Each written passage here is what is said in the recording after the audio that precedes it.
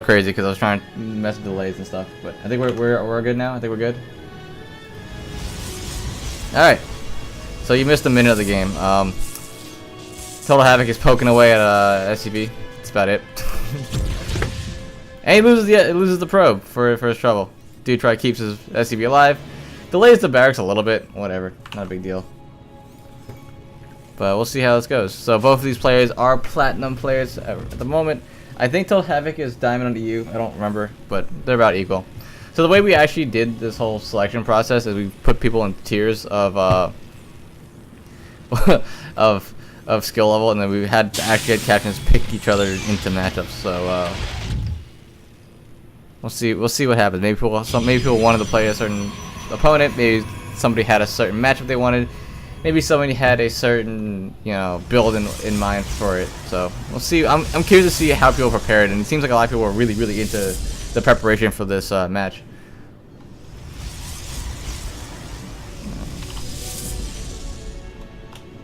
Oh god, what just happened?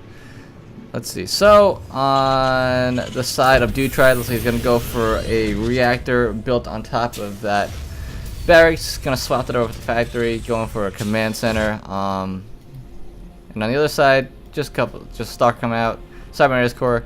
Told Havoc can go drop his nexus right now.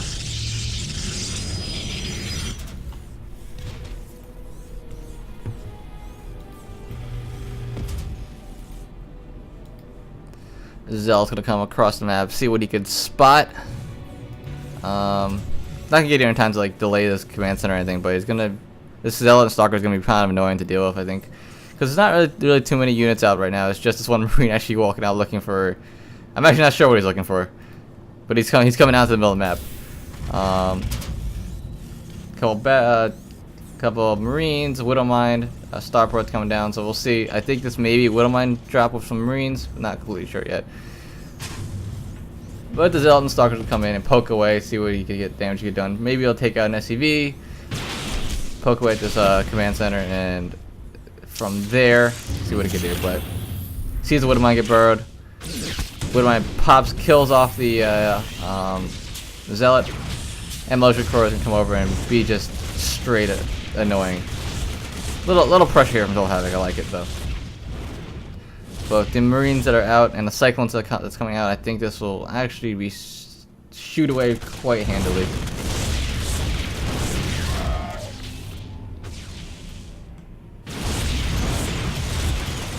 Stalker goes down.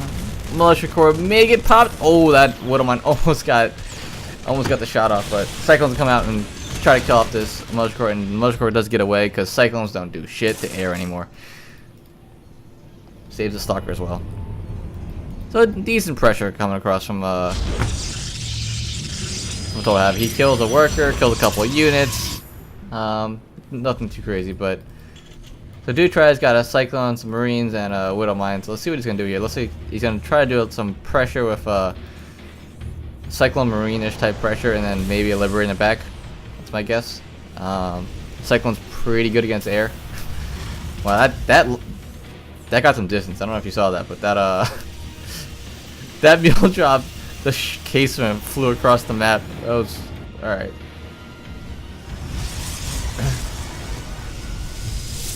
See. Meanwhile, on the other side, Total Havoc, he's gonna go for a Stargate, wherever that Stargate is. Okay. Probably cancel. Wait, where's Stargate? Am I losing my mind? Wait. Oh, there's Stargate. Good. So it's gonna be Stargate, and it's gonna be Resident Enclave. So maybe we may have some Phoenix Adept happening on the side of Total Havoc. It's all the rage, right? It's what people are gonna be complaining about in the Battle.net forums on Reddit. So let's see if Total Havoc can make this work. I'm gonna start off from Oracle. Pt2 really has no vision of this at all, right? He hasn't scouted anything, and as I said, he scouts everything. Perfect scan, sees all the gateways, sees exactly what he's got. He sees the Chrono Boost on the Twilight Council, sees the Stargate making the Oracle, so he knows exactly what's coming, and decides to stay home with his push. I think good call, I believe. I would like to see this Liberator come out and do some work, or maybe even this Liberator to stop the Oracle. The Oracle shouldn't do too much because there is his Viking out, so whenever the Oracle comes in, the Viking should shoot it away.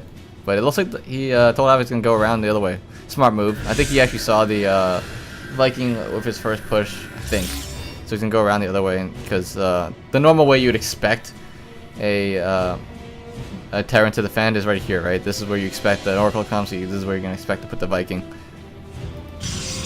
But this Oracle's actually not gonna go across the map right now. He's gonna actually just chill, make a stasis ward, and Total Havoc's gonna try to secure his third base. But this is kind of a scary army from Dutry. Total Havoc's army isn't too large right now. Supplies are about even, but the army supply for Dutry is much larger. So see if Dutry could pressure this third base, as he could hit a pretty decent timing here, where the army is there's a lot invested in this third base and not too much invested in the army. I actually would have loved to see the stasis ward out a little further.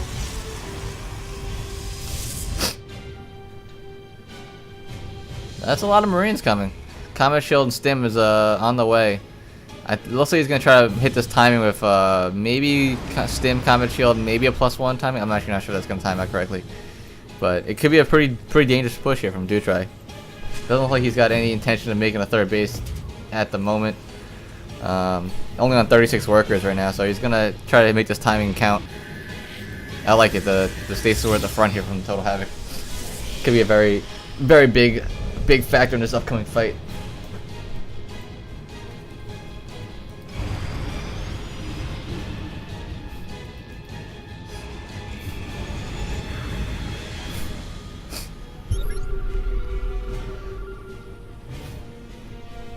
Alright, so looks like Dutry's gonna come across the map here. Plus, Comet Shield is about finished up. +1 about to finish as well. This is gonna be pretty scary to hold for Total Havoc. 57 army supply to 37, and this positioning on this army here is gonna be pretty strong. This little ramp here is a very tough spot to push into, as any race against Terran really. The siege thing at the top of the ramp. Widowmine drops down. It does take a couple probes. And the army is going to be here and it's going to start shelling away. Siege tank's going to get sieged up, and this is dangerous. No photon overcharge. The militia corps, actually I don't know what the militia corps is, but this is a strong army. +1/+1 versus just a +1 of Total Havoc. Siege tank sieged up behind. Liberator, whole 2 Cyclones, and a whole splatting of Marines. It's strong push from Dutry. I like this. I like this a lot. This Liberator is a little bit ambitious. Looks like it will go down. Dutry goes a little bit too far forward. Ooh, that stasis ward is dangerous. If he catches his entire army here, oh, looks like he would cut half of it. See if Total Havoc could actually get on top of this army and like really make him pay for that. Gonna try to focus down this Cyclone. Does take out one of the Cyclones. The Marines here are going to go down as well, but I just think there might not even be enough to hold off the half of army that Dutry has alive right now. Because once his other half of the army rejoins the fight, and it does now, and it looks like he's going to just push through. It's a lot of Terran. The Sim City is it's hurting Total Havoc a little bit here because he doesn't really have a pylon in range of this ramp. This photon overcharge can only cover this a little bit here. No pylon in the front to really hold the ramp. He's going to lose a couple of these warp gates probably for free. The reinforcements from Dutry are going to be pretty strong, especially with Liberator here covering this little choke point. And this fight is just going so well. There's a choke point here from against Total Havoc in his own base, which is rough. Pylon's going to go down. 3 warp gates are going to be unpowered. Templar Archives unpowered, and it looks like Dutry will stim his way to victory. Total Havoc has to tap out. And Dutry takes game number 2 for Team Molded Pixels. It's a nice play there. Oh, wrong overlay. What overlay am I looking for? This one? This one. Yes, that one. I have too many hotkeys, so I have no idea what is what. It's a nice play there by Dutry. I like that push. It was just... he definitely was practicing that push because it hit very well. 2 bases, a bunch of Marines, Cyclones, Liberator, 1/1, Combat Shield, Stim Pack, and it was all a big storm of awesome, really. Alright, next on the list of the replays I have, I'm gonna go with Wafflemancer versus Got Quail. I think Got Quail right now is a Masters 2 Zerg, and Wafflemancer I think is Diamond 1, but he plays at a pretty high level. He doesn't play too much. But I think his play could definitely go anywhere from Diamond 1 to Masters 2 for sure. So I think they're definitely a decent matchup. So let's see how this one pans out.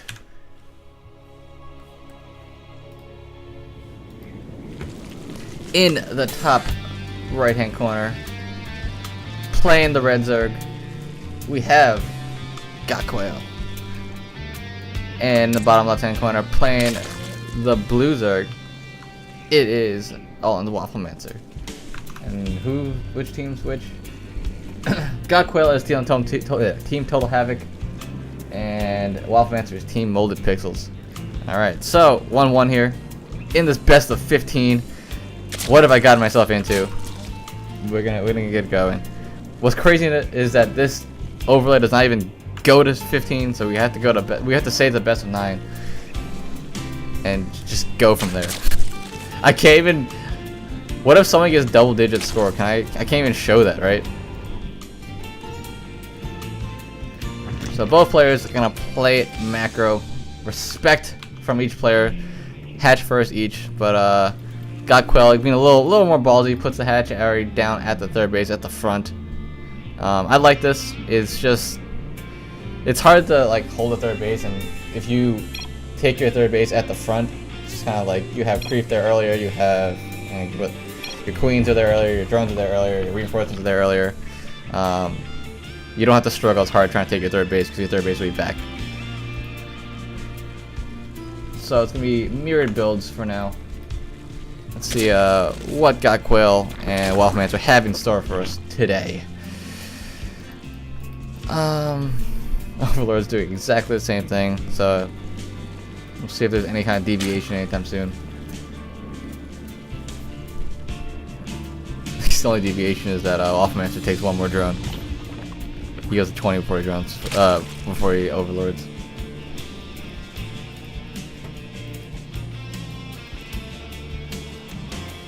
I think they're both gonna spot the hatchery. I think Wafflemancer gonna spot the hatchery now. Yep, sees the creep, so he knows exactly what's going on. The thing about putting the hatchery in the back though is it's a little harder to spot what kind of build your opponent's doing, or you are doing. Your opponent to spot you, right? So Gotquail is not gonna see the expansion, so he doesn't know anything right now. He doesn't know that Wafflemancer could be on one base, he could be making a roach warren or whatever. But on the other hand, Wafflemancer has seen the third base creep, or this third base creep, and knows exactly what's happening. He knows there's a hatch first. Gotquail is going to run down a couple lanes and see if he can spot what's going on. I think he's going to also spot this hatchery. Sees the creep, backs off. Interesting enough, actually, is Gotquail is going to go for a Baneling Nest and a Evolution Chamber a little quicker than Wafflemancer. So we'll see how that pans out for him. Not sure exactly what that's going to be for, because the Evolution Chamber and the Baneling is a lot of gas commitment if he's going for upgrades. I like the little wall at the top. Doesn't let any scouting get in there.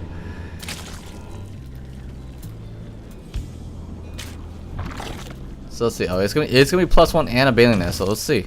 It looks like it's gonna be a pretty strong Zergling based attack here for Gotquail's army's gonna be pretty strong once that +1 finishes, and there's a lot of lings on the way.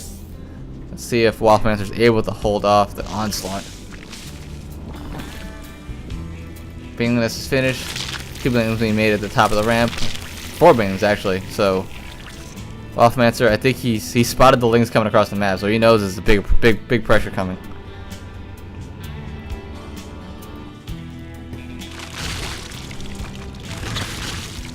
It's all gonna be about the ling Bane control here. Gonna trade 2 for 2 with a couple of lings, with another extra ling thrown in as a bonus. Let's see. So actually 3 lings kind of sneak in, which I mean, he knows what's happening, so it doesn't really matter too much. But I guess he could spot it if there's a roach warren coming down or anything like that. But right now, I'm trying to hold this ramp with Wafflemancer, and he's doing a decent job right now. But gonna trade Banelings for Banelings, so that's always good. As long as he keeps his own Banelings at the top of the ramp alive, he should be able to hold this ramp for a pretty long time. +1 is going to finish with Gotquail soon though, so we'll see if that helps. +1 lings is going to melee is going to help a lot in a ling versus ling fight. But with the way these Banelings are holding the top of the ramp, lings aren't really going to fight lings too much, right? They're going to be Banelings versus lings. And in that case, the +1 melee isn't gonna do anything because you just die when you attack a Baneling. But there is still pressure coming here.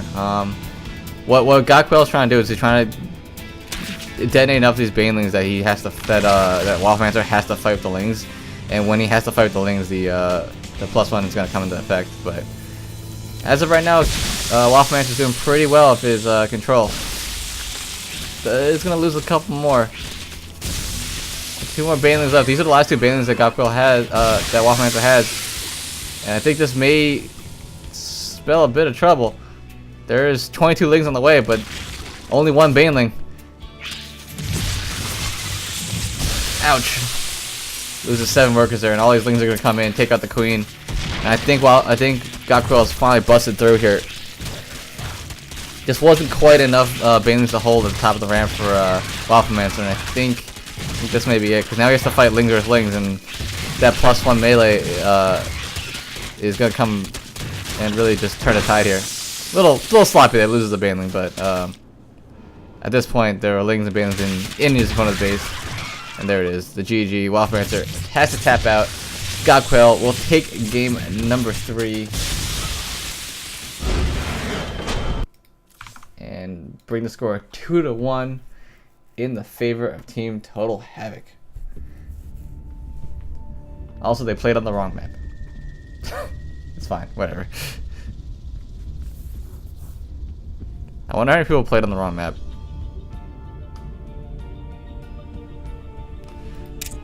Alright, so let's update that scoreboard real quick here. If I can remember any of my hotkeys. That one. Total Havoc takes a 2-1 lead. Let's see who we got next. Next we have Neo Surfer versus Lucky. So I think they're both Diamond 2, I believe. So a little TVZ action. Something I could possibly talk about on Abyssal Reef. So this should be kind of interesting. Let's see, Lucky is going to be playing for Team Total Havoc, and Neo Surfer for Team Molded Pixels. So let's see what they can do.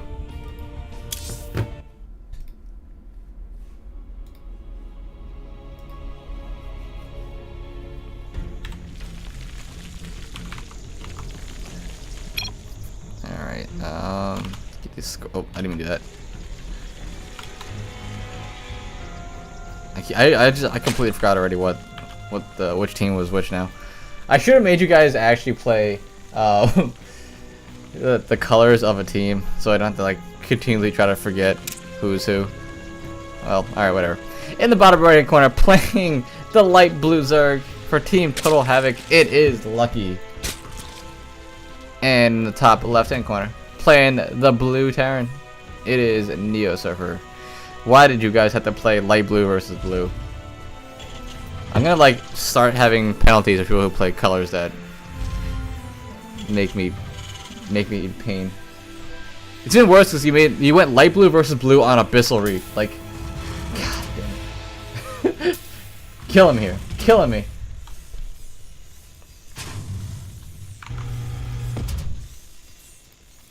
So Abyssal Reef, kind of a map that a lot of people liked at the beginning, and a lot of people are starting to get tired of now. I think a lot of people just don't like the color tint, and when you're playing light blue versus blue, the color tint plays a big part. just a little bit. So see what these players decide to do with their builds. I haven't seen Neo Surfer play in a long time. From what I remember, he was... Actually, I don't remember anything about Neo Surfer. I'm not going to try to make a call. But Lucky, I've seen play a little bit. Pretty solid Zerg player. You know, just standard macro Zerg stuff. So, on the cusp of Diamond 1, I think. So, it should be a good match. Regardless. Reaper Expand from Neo Surfer. Standard. Lucky going with the good old Hatch Gas Pool. Basically the build everyone does. Second barracks coming down for Neo Surfer. Reactor coming down as well. So this is looking like the start of a 2-on-1, I believe. So that standard interaction we see in ZBT all the time now is just going to be a 2-on-1 medevac drop versus 3 base or basically queens and lings to defend. Reaper's gonna come in, see what he can spot. Maybe take out a drone. Sends a drone on a ride. Pops him up in the air. Gonna chase him out. Does not actually get it. Lucky moving his drone out of the way. So Neo Surfer doesn't see quite really anything. Just pokes at a drone.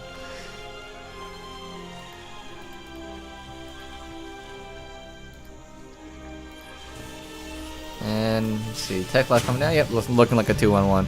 No third base yet here from Lucky, and no double queen. All right, so it's gonna be. Oh, he's trying to go for double queen. I think he got a little bit of supply block here. Well, the way I've been playing against Reapers and 2-1 in general now is I just kind of make. Ooh, actually, Reaper gets caught. He does see a lot of lings here. This is a suspicious amount of lings for a Terran to see at this point in the game.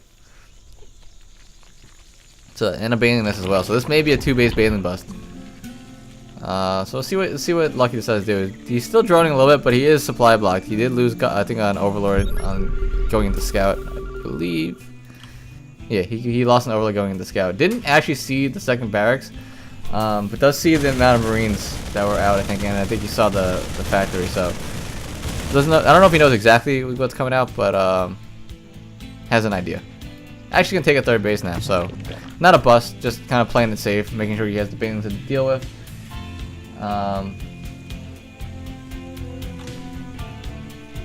But he's gonna try to come out with these lings, see what he could do, maybe pressure the natural a little bit.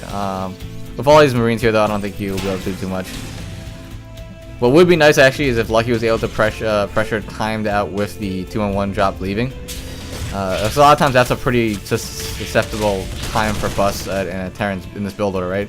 Because the way this build order works is you get two medevacs full of Marines. So you get 16 Marines and 2 medevacs with stim, and that's your entire army, and you move them across the map. So a lot of Zergs, the way they've been countering this build is as soon as they see that those 2 medevacs leave the base, Baneling bust, just push right in, and because they don't have much to defend at home, it's either what they do is either the Terran runs back and defends, or they do a little a base raid of you. And it looks like that's kind of what Lucky's planning. He's got a lot of lings on the side of the map. This should time out pretty well with the medevacs coming out and taking these Marines and sending them across the map. There's actually no wall on the left-hand side here, so actually, door is open. That is big here for Lucky. He may get in here and get a lot of damage on. Neo Surfer's gonna drop in the main, try to get his Marines out to defend, but it's just too many lings, I think. He's got to pull the SCVs to defend, and I think he'll be okay. No Banelings here for Lucky to actually really get that splash damage on these Marines. So once they're being healed by these medevacs, they kind of could just last forever. I was a little worried for Neo Surfer because dropping 1 Marine at a time on top of lings usually doesn't go too well. So the one thing that is good here for Neo Surfer is, sure, he didn't get across the map. He didn't do the standard 2-on-1 damage that you do with that double medevac drop, but he did keep his SCVs alive. I don't think he lost any SCVs. Yeah, he lost no SCVs in that fight, and Lucky committed a lot of lings to that. He's actually behind in workers right now. Lucky's down 38 to 42 workers, but the wall's open again. But I think there's enough Marines here without Banelings that the lings will be okay to be cleaned up. The lings kind of being move commanded. Lost a lot of lings there for basically nothing, which is rough for Lucky. I think if he just added a couple Banelings to this composition, he would have been in great shape. But I think he's starting to draw up now a little bit more. He's got his Spire on the way, so he's going to try to get into that 3-4 base economy that Zerg wants going into the mid game.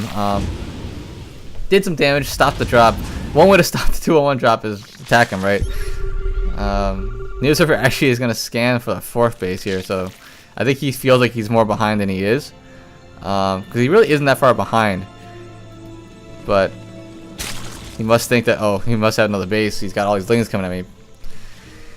So Neo Surfer is going to, instead of going for a 2-1-1 drop, he's going to go for a 3 medevac drop with some Widowmine support. So this could be very scary as the army of Lucky is a little out of position here. It's going to be starting to move across the map. Scans their base, sees absolutely nothing. He's going to stim right in there and see what he can do. He take out a queen. Widowmine's going to burrow. Actually, ouch. Okay, he takes out 4 Banelings. I was going to say the Widowmines didn't do too much damage. There's only one Baneling left, and with the right positioning and micro, ouch. I was gonna say that the 2-on-1 could do still significant damage, but weakens the third base. Doesn't really kill too many workers. You know, he killed 4 workers and a couple Banelings, so not too badly defended by Lucky. I think he also owning a queen really there.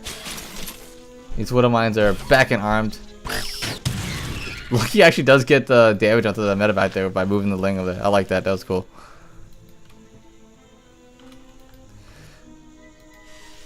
So third base is done as an orbital for Neosurfer. Hasn't moved it out to land it at his third base location quite yet. But I think seeing the ouch, that's a huge hit.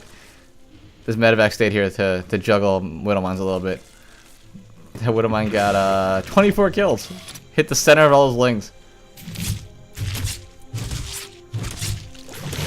The Neosurfer a little bit ahead. Still doesn't have the third base economy yet, but I think he's okay seeing the amount of drones that are left here on the third base. No double gas yet. Oh, that's scary.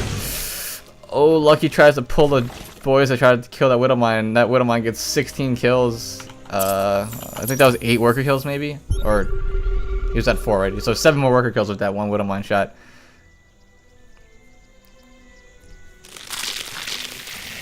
Alright, so Baneling's being morphed here on the left-hand side, but the push is coming across the map from Neosurfer.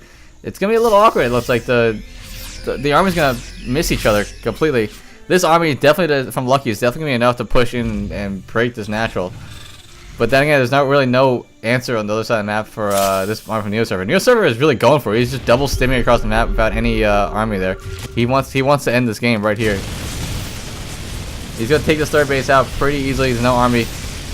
And Lucky actually backs away. He doesn't decide to commit to this attack, and I'm not sure if that's the correct decision. He needs to get damage done, because if he just leaves Neosurfer to, you know, get damage on his side of the map, and he returns back to try to defend it, the damage has already been done. He's got Neosurfer can just pick up and leave. And he's actually gonna pick up and go into the main, which may be a little rough. The mutas are gonna probably clean up everything here, so Neosurfer will probably lose his army and these 3 medevacs to the mutas.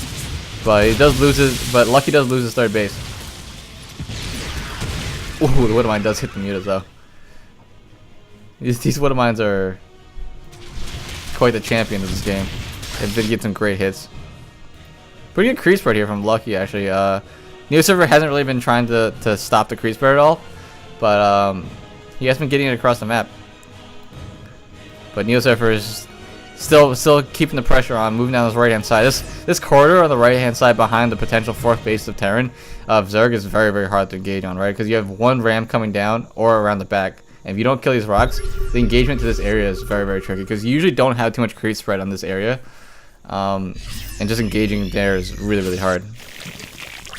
See, Lucky's in the middle of the map again with his army, again out of position because he just doesn't have vision on this right side here. So Neosurfer's got a clean path in to take out this third base once again. So he's gonna come in, stem, take out the base once again, and the army is gonna go home. Lucky just feels like he can't. He hasn't been able to spot this army moving across the map, and he just continuously takes damage from it. Little does he know, there really is not too much army in the natural for Neosurfer. Although actually this third base would have been defended, depending on how good the Baneling hits were. Oh, Neosurfer even built a missile turret at the third base to block it off. That's a little BM. No, maybe not.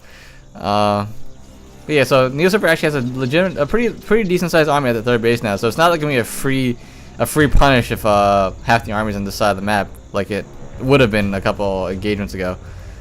But I think Lucky has to get something done here. He can't just let Neosurfer continue to mac her up and not take any damage. Because Lucky's been losing economy every time Neosurfer pushes, and hasn't been dealing the pressure back to Neosurfer as this game goes on.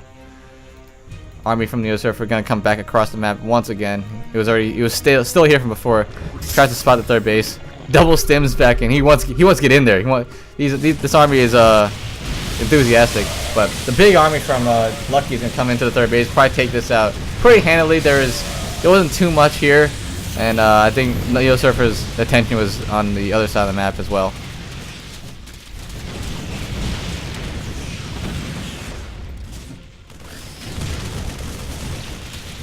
And this looks like we could get a bit of a base trade here, because the army is going to be pretty strong from both players, but I think Lucky's actually going to pull out. He had a couple Banes, he probably could have busted the wall and got out of the production, but he didn't do it. And the push on the other side of the map is still going. These 3 medevacs full of bio is just wreaking havoc all over Lucky's base. The Baneling Nest may go down, and without Baneling Nest, it's going to be much harder to deal with a Terran army in a good position like this. Does not quite take the Baneling Nest out yet, though. So there are 2 Banelings here, 4 Banelings that have to do wonders. It's a lot of spines from Lucky trying to stop the drop potential. So Lucky will clean this up, but his economy is absolutely in shambles. 15 drones, main's mined out. He does have this 4th base on the left-hand side, but only 4 workers mining at the moment. Neo Surfer still has a couple on the main, a couple patches in the natural, but he does need to get this base down as well. So the income for both players is quite minuscule. It's 700 to about 200. It's a best of 15, by the way, not first 15. First 15 would absolutely end me. I've casted 15 games. It's okay.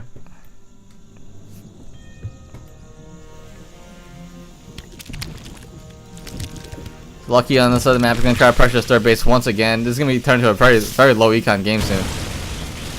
Neo Surfer does get into a good position, but he is clumped up here. The Marauders are in the front. The Bane's going to try to get in. They do get in and get pretty good damage here. And Lucky's army is at the point now that he could take out Neo Surfer's army is pretty handily. He's 20 army supply to 28.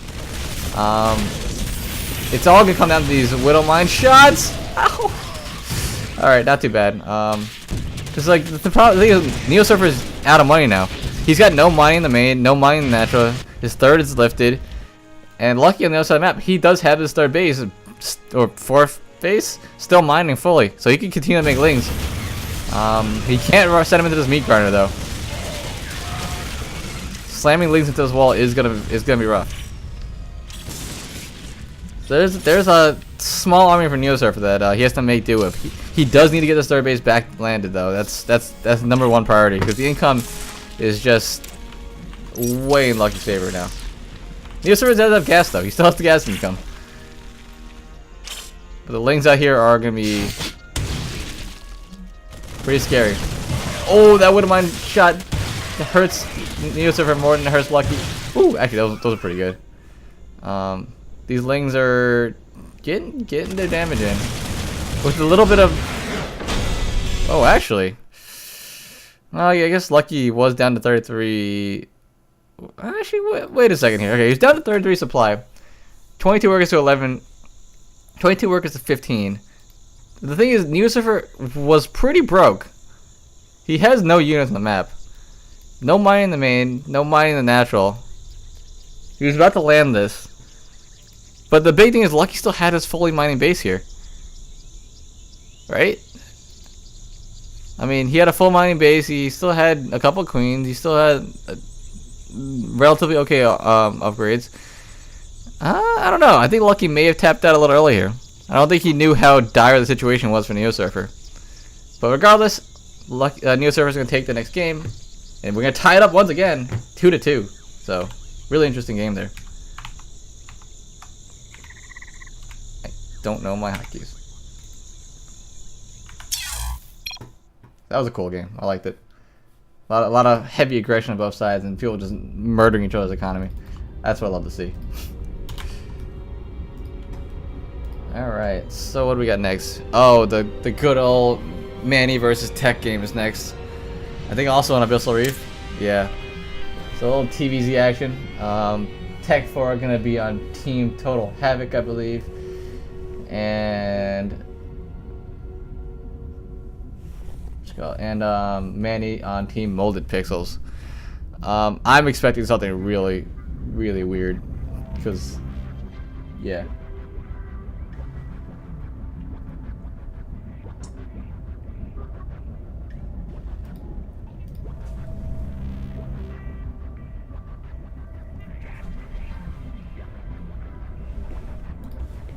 All right, let's get into the next game. I'm glad that every game's going 2-2. Or every game that one team wins, the other team just brings it back. All right, so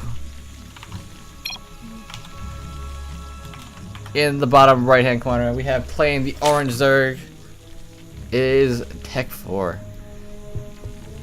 And in the top left hand corner, playing the red Terran. Again, why are they choosing colors that are so similar? It is all manipulation. So I don't know what Pt2's ZVT is, but I know his ZVP is cancerous as fuck.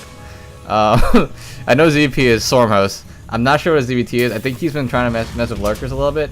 I'm not really sure, so I'm curious to see what happens. I know when these matchups were decided, Manny messaged me and he's like, why do I have to play Pt2? Something weird is gonna happen.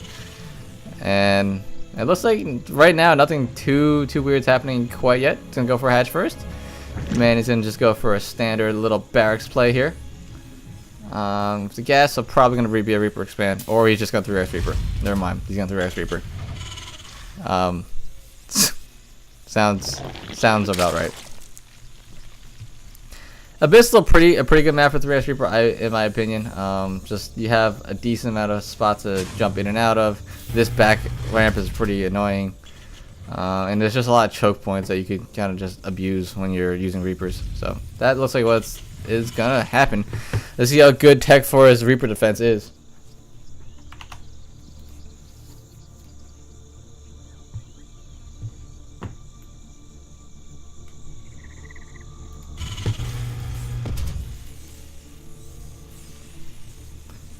I don't know how you saw a spoiler because I don't have anything spoiled yet, so.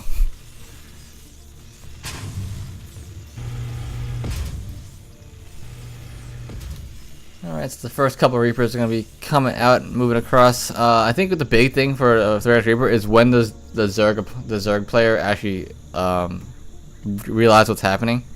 And I don't think he's going to realize it for a pretty long time. These overlords are kind of going in positions where he's not going to see the standard path where the Reapers come across, right? Like, these Reapers are going to come down from here, go down this middle area, and that's really it. This overload's going to be on this side, and Pt2 actually sent this overload to the left-hand side, thinking it's going to be a proxy. So he actually is not going to have an overload in the path where all the Reapers show up. So really the first time Pt2 is going to know it's a Reaper all-in is when he sees, like, the second and third Reaper show up. And as of right now, he's still droning. And here comes the second Reaper. I think he's going to see it now. And I think seeing these two Reapers back to back so close, I think is when you start realizing, alright, this may be more Reapers than a standard build, right? And now he definitely knows because he sees the third one come in and the fourth one come in. Build a spine crawler. I'm not sure that spine crawler's going to get up. Most of the time spine crawlers, if you get it up, it's great, but a lot of times they're not going to get up against the Rare Reaper. They just kill Lings so fast. And with the bombs doing damage to the spine crawler, he does lose the spine crawler and loses the queen, so this is starting to get rough for Pt2. Hopefully he's gonna continue the pressure on here. It's gonna take out all the drones of the natural. The queens are still alive. Not the greatest controller for Manny. I've seen better. He did lose a couple. I think he lost 2 Reapers already. There are a lot of Lings out here for Pt2, and he's going for that roach run, which is I think the correct response to this. But fighting this choke point is pretty nice here for Manny. As long as his bomb control is alright, he doesn't get surrounded by these Lings, he may be okay. Pt2 that is, or I mean Manny is. There's a lot of Lings, but he's gotta really be on top of his bomb control. Because the Reaper bomb did get nerfed, right? So he does have less Reaper grenades to work with. And these Reapers are starting to get to a point where they're a little bit too much for these Lings to handle. First couple roaches are out, but how much gas does Pt2 really have to deal with this? He needs, really what you actually need, I think, is 4 Ravagers to deal with this kind of Reaper pressure. Because your Ravagers have the range to deal with it, and also 4 Ravagers one-shot a Reaper, so they don't have any chance to come back and regen their health at all. There is a spine crawl in the back here. I would love to see Pt2 move that forward, just to make it harder for these Reapers to get in. Oh, these roaches are kind of fighting alone, which is going to be kind of hard because he needs the Ravagers out, but Yeah, I don't know. Queen goes down. And these Ravagers are... He's got one Ravager out. He just needs to find the time to morph the rest of them. And every time he loses a Roach, it's big. Ouch, another Roach goes down. And it's getting rough here for Pt2. He's only at 18. He's down to 18 workers. Manny's still up at 27. And the Roach count is getting thinned out. Every time a Roach comes out, it just gets sold out by this Reaper hit squad. The Biles aren't really ever going to hit. And when the Roaches are this little, at this low account, while the Reapers are at this high of account, it's hard to fight. Takes out another Roach. This Ravager is still alive. Lings start coming out. Bombs are pretty good though, keeping the Lings off of the Reapers. How many units has he lost? Okay, so he's lost five Reapers so far, and they're still coming.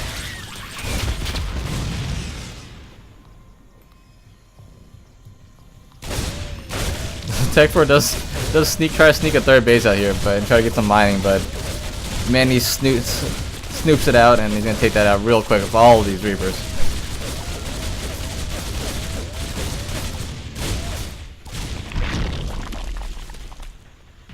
There are 2 Ravagers out now and a decent amount of Roaches, so he may. I don't know if Tech's completely dead quite yet.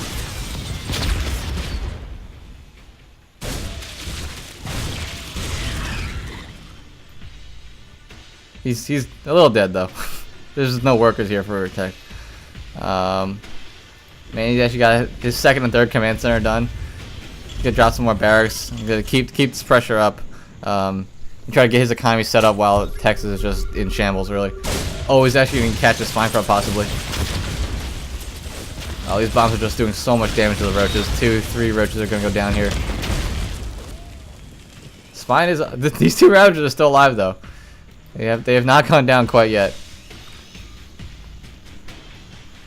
I'm surprised Manny hasn't tried. Oh, I guess he knows to not come up this cliff right now, because that cliff can be a deadly proposition. Because if he goes up here, he just gets sniped out by all these Roaches.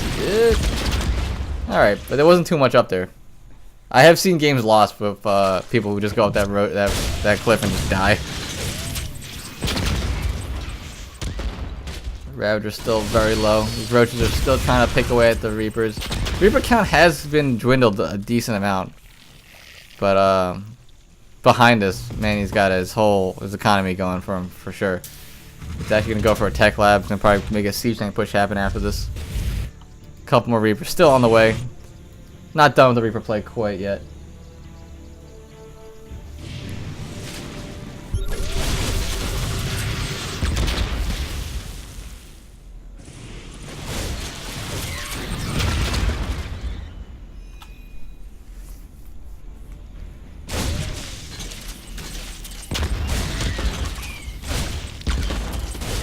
Lings are gonna try to come out here. I think Tech has actually got an army that's big enough to deal with these Reapers now.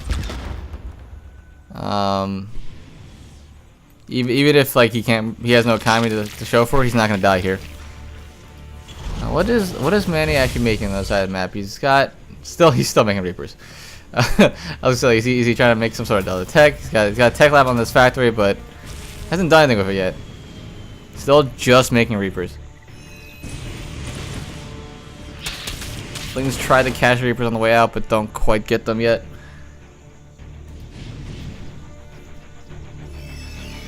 We're gonna play some mono battles, just only Reapers. So Tech's gonna try to come out and make this happen with a push here. He has to win with this push because he has no economy. Oh, the move command with the Reapers, that hurts. He loses 4 or 5 Reapers there, I think. He can't be losing the Reapers at this point in the game. With his army coming across, it is a little scary.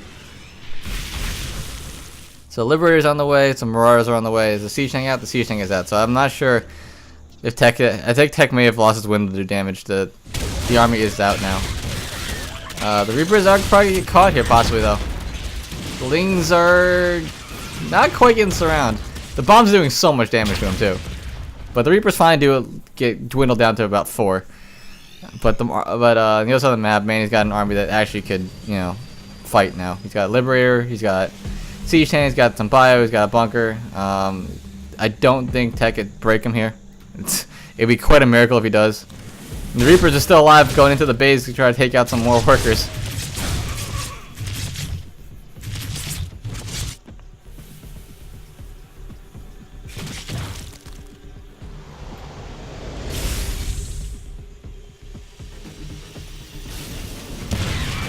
And once he gets to this front, he's gonna be a little sad. He's gonna see what he's up against and realize, all right, maybe I can't break 2 siege tanks. Manny does pull everything to try to repair though, to hold this wall. Are the Reapers still out? The Reapers are still out here on the right hand side. Drone's going back to mine because the Liberator's here now. It's all rough news here for Tech 4. Down to 13 workers. Back to where he started the whole game with. Ooh. 10 workers, 8 workers, and that's gonna be it. Tech 4 is gonna have to tap out. GG. 51 workers to 7. Manny takes game number 5 with a nice Reaper cheese. Kind of expected it. I know that's what he wanted to do. All right, what do we? It is now 3-2. 3-2 team Molded Pixels. So for the first time, Molded Pixels team does take the lead. What we got next? We got Frog versus Ultralisk on Cactus Valley. And a little ZVZ action here. Frogs, I believe, playing for Team Total Havoc. Yes. Frogs on Team Total Havoc, Ultralisk on Team Molded Pixels. Let's see what happens. Cactus Valley is a weird map to play ZVZ on. Any 4-player map in general is a weird map to play ZVZ on, in my opinion. So we'll see. Let's get into it. And again, you guys picked the similar colors because obviously you hate me. Pink versus purple.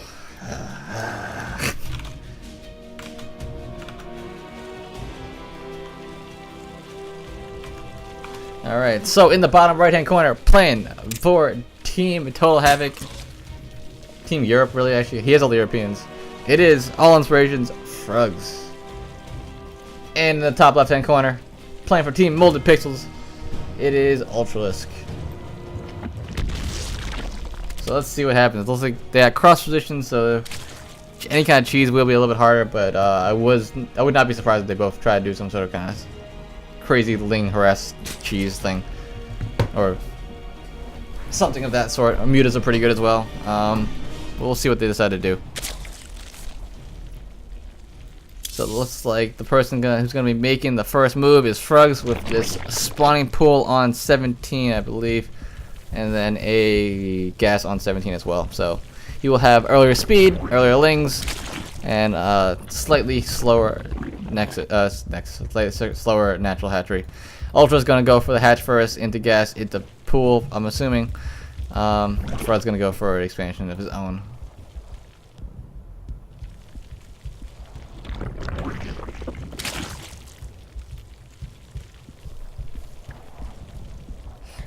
Alright, so let's see how these builds match up. I think it's just both builds are gonna be pretty similar in how they transition into the mid game, right? They're both gonna get a hatchery out pretty early. They're both gonna transition into a macro game, I believe. Just gonna be one person have speed a little bit quicker, unless it's for a timing, but I don't think it is. What I would love to see actually is both players take quick third bases and go for that like Ling Bane knife fight, because that's just a lot of fun on a map this big.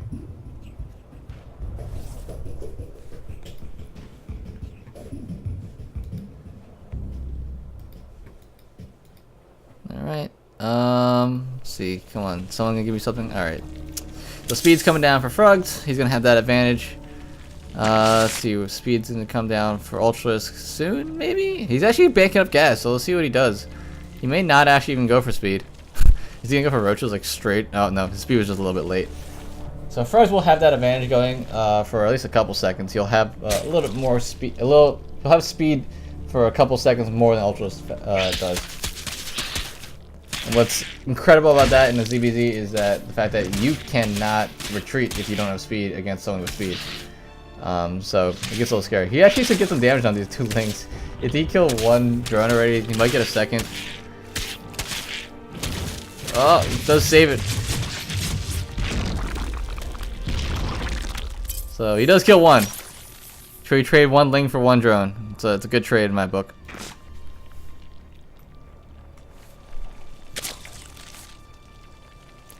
And here comes the Roach Warren for Ultralisk. Roach Warren and Evo Chamber. So I think this could be some sort of +1 Roach type pressure. I like +1 Roaches in ZBZ, although across map like this it may be a little tricky because you have so much time to spot it and react to it. Actually, Ultras can go for a faster hatchery, third hatchery. So we'll see.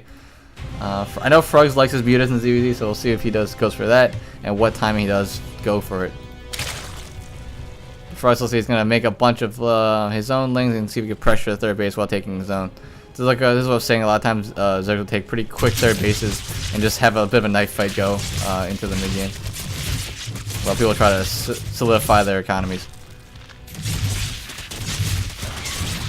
So these Lings are gonna shoot away. There's enough Lings, 2 queens here to make sure Frogs doesn't lose everything.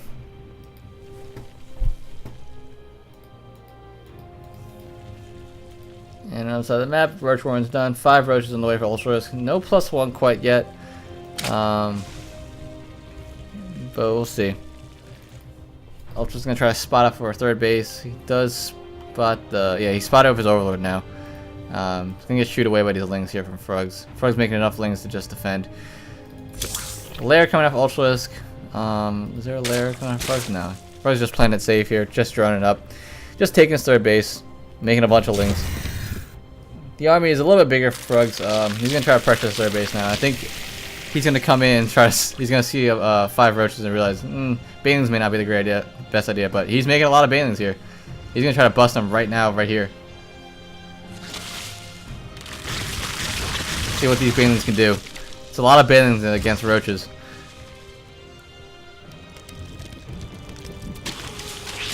The Lings are gonna come and try to get some service here on the Roaches. The Banes are gonna try to make their way in. They're just walking through. Excuse me, pardon me. Pardon me, I need to go kill your workers. And the workers are all together. Oh, these big hits. Banelings do decide to have like a little bit of like ADHD and go and hit this queen instead of the workers. But I think the damage here has been done. There was just not enough workers here. Guys, Frogs. There's just not enough Roaches here to defend all the Banelings and Lings together. 19 workers killed, and I think this may be it for Ultras. Just couldn't hold off all those Banelings with all those Roaches. I think if he went for this kind of Roach type of thing, Roach competition, a wall up would have been great. This Baneling wants to kill these workers so badly. So badly. Oh, don't go back to mining. Ultra. Alright, he hits 4 of them.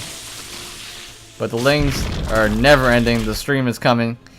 And looks like Frogs may be taking game number 3. Are we gonna have a tie game once again? This is crazy. I literally didn't pick these games in this order, by the way. I kind of just took them from people and dropped them in my folder, and this is how they ordered themselves up. I didn't do this on purpose. And there's Ultras that tap out. GG. Frogs ties the series up 3-3.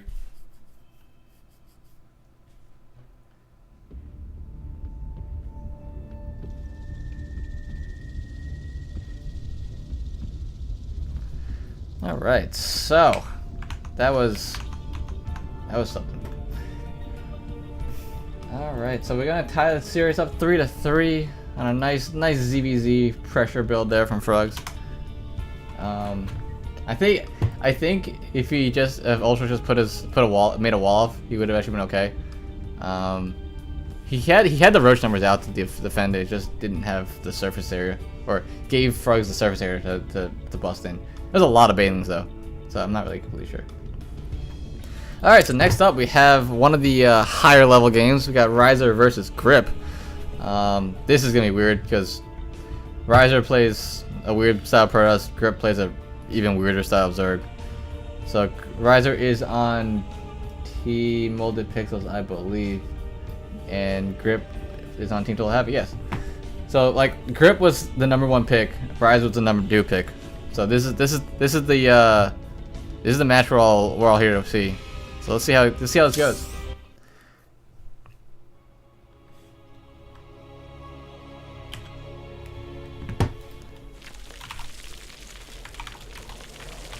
Alright, so in the top right hand corner, playing the green Zerg, it is Resolve, also known as Grip.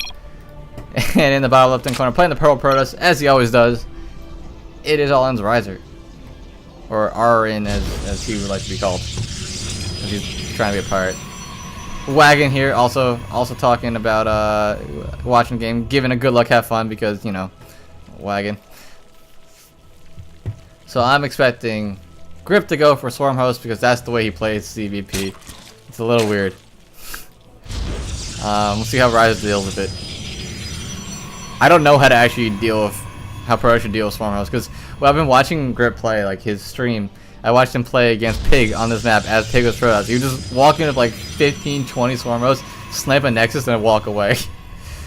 But Pig did actually give a pretty decent analysis on the game where against Swarm Hosts, what you want to do is make sure the game is more on his side of the map than your side of the map, right?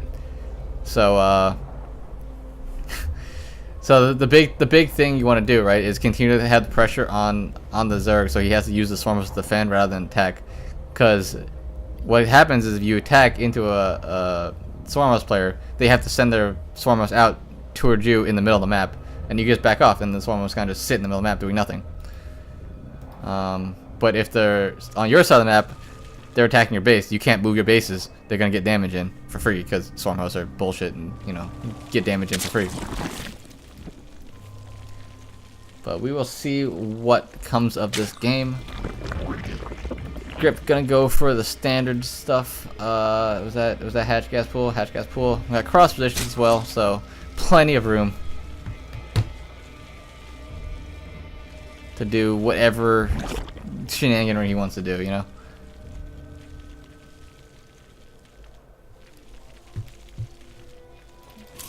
So the map, Riser's gonna take an expand off of one gateway. Second guess, see where he goes tech-wise. I would be surprised if he doesn't go for Stargate, because that's just the Riser way, I think.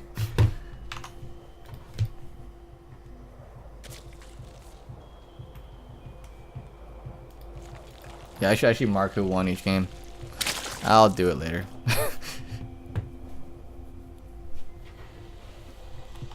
After this game, remind me, I'll mark who won each. At least in the spreadsheet.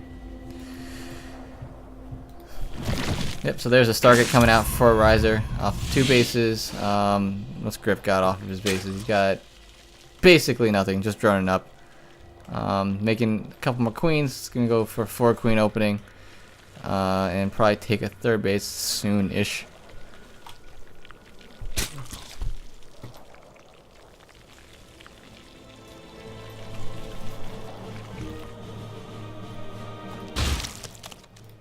The Lings sent some Lings over, got nothing killed. Just Ling was poking away or was it a drone? The drone was poking away at the probe. So Riser's gonna send us a depth across the map to see what he could spot. Basically sees that Grip still doesn't have another base yet.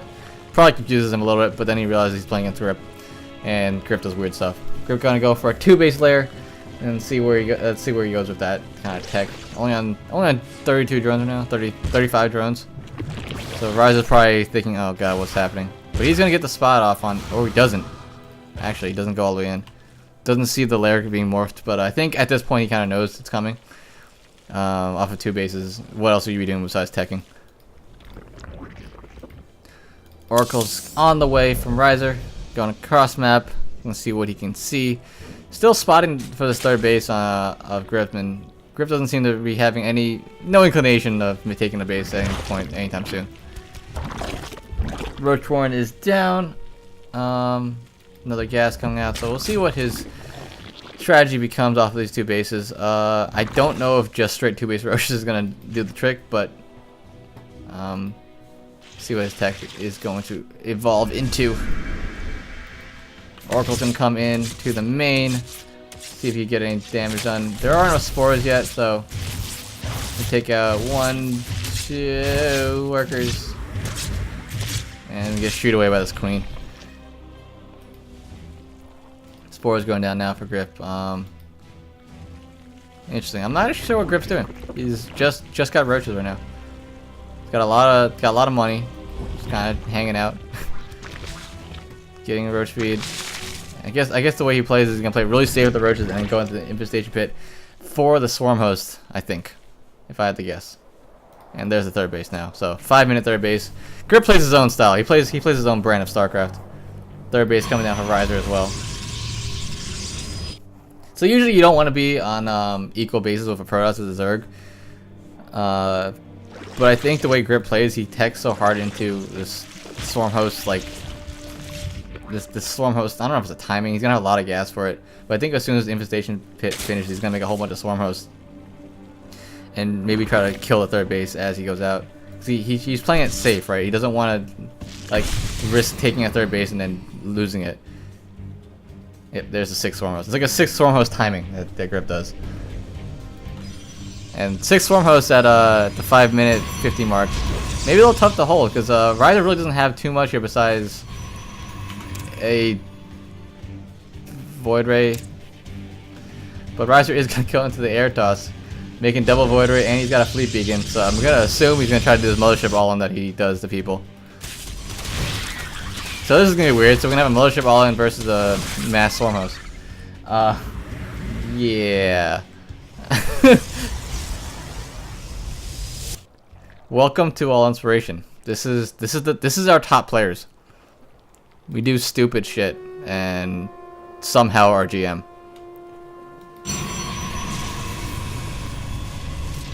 And there's the carriers.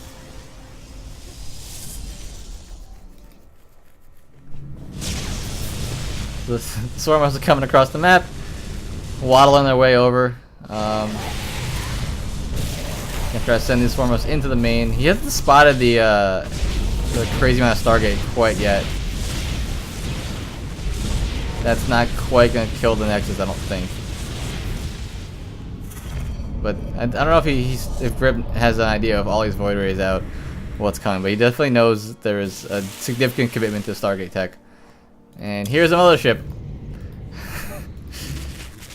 Look how fast this kills the Nexus, though. Is it gonna get it? No way, right? No, that's not enough. Okay. It came close, though. These swarm hosts are waddling around. They're trying to make it happen. But I don't know how good swarm hosts are against air armies. Where are the carriers at? He's got 2 carriers coming out. Does he have any out in the field yet? No, not yet. But these Void Rays do kill Locusts pretty fast, actually. The Locusts aren't even going to get in and get damage. I think the air toss army actually really does counter Grip's style really, really well. And he's going to see the carriers now, and he's probably real salty. Because I'm real salty when I see this. Let's see if we can snipe off this base really quick.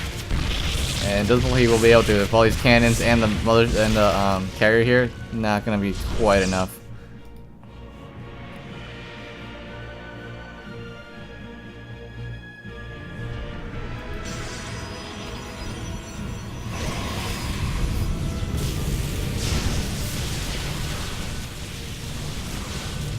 Yeah, with all there's so much DPS that the Locusts don't even get their damage in.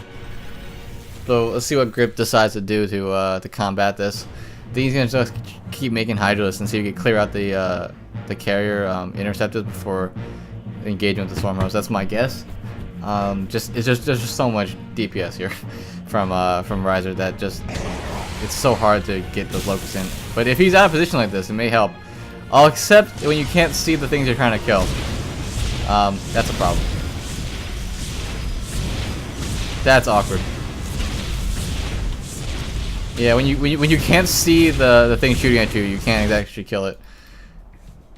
Resolve does have Grip has quite the macro though, so he is definitely ahead in supply. But there is an army that almost counters his. Ooh, a little bit sloppy that loses a carrier to these Hydralisks, but the Hydralisk is gonna pay for most of their lives.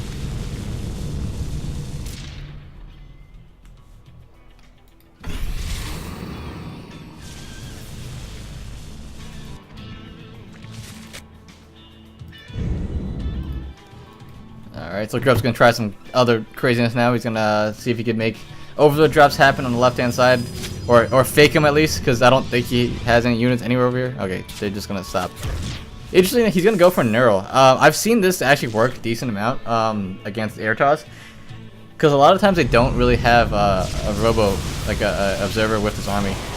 Ouch, this is gonna hurt. Loses a whole bunch of Swarmos here. But in the end, the Swarmos aren't really doing too much against his army, so maybe not the worst trade in the world. Clear up some supply for some more useful units. But so I've seen people go for Neural against Air Toss because usually they don't have an Observer with it, right? So you burrow your Infestors and Neural Parasite everything. It doesn't do too poorly. But it seems like wherever Grip's trying to get damaging with his Swarmos, the army is there of Riser. Like it may be free. It may be free units, but they don't actually shoot, you know.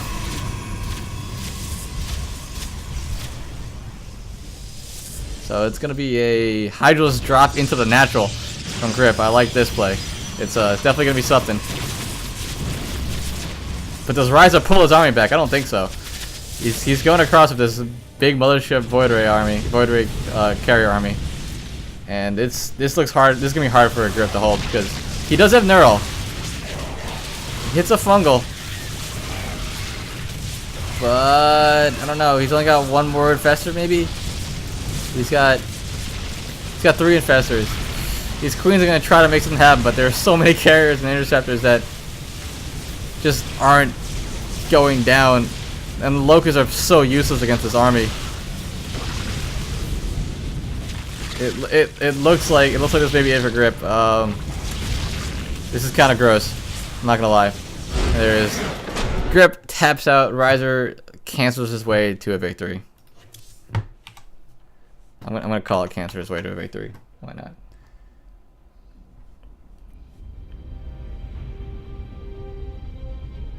All right, so that makes the score 4-3 in favor of Molded Pixels. 1, 2, 3, 4, 5. All right, cool. I'm gonna mark who actually won games, at least in here. So Grip wins. We'll make it I don't know, green. Sure. Fizment 1. Quill 1. Dutray 1. Frogs 1. Manny 1. Neo Surfer 1.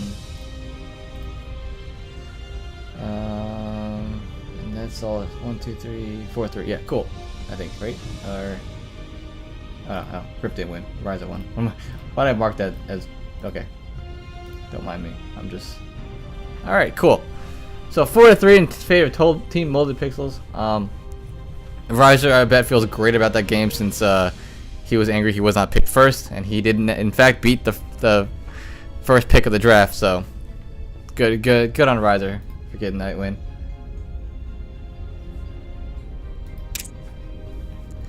Next game will be TBD, whatever the fuck, versus Flowski.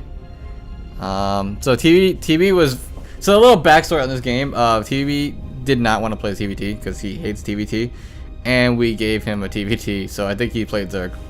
So I'm curious to see what happens. There is a clip somewhere on my channel of him being very angry about this game, about the match selection. So yeah, we'll find out what happens. Cactus Valley TBZ.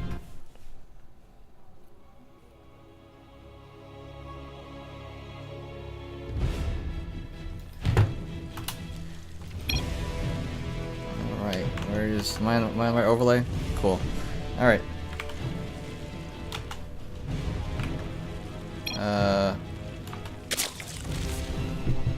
Yeah. Wait. Why is it? What the fuck's the score? Whatever. Wait a second. Before I do this, let me pause this replay. What the fuck's the score of this game? It's 4-3, right? Yeah. I was like losing my mind. Okay. In the bottom left-hand corner, playing for Team Total Havoc, we have TBBDD. And in the bottom right hand corner, playing 14 multi-pixels, we have Flowski. So Flowski is a mech player for sure. I like Cactus Valley for mech, just because, and especially on these positions, like going across this direction is so difficult as a Zerg player, because he just encroaches on you. Like he can take his third base here, and your engagement path is just down a straight line of siege tanks and death. If anybody watched the CTL finals, I got murdered by that path.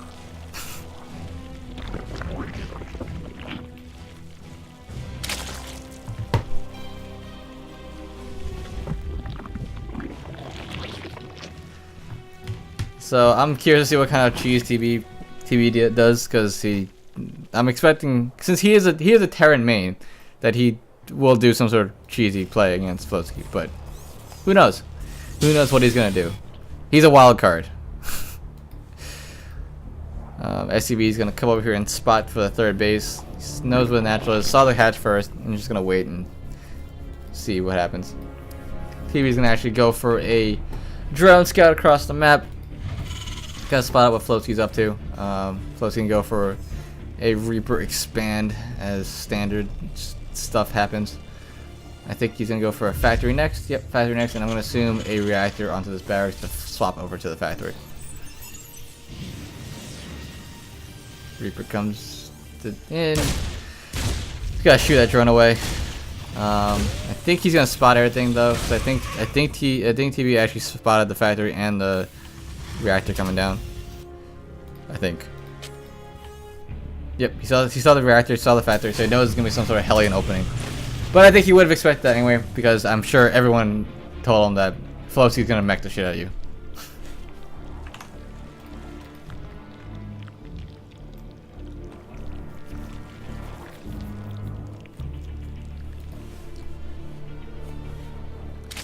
So Reaper's gonna come in on to scout out what he can. I like this position from TB because you know how annoying it is. Reaper could jump up and down this cliff.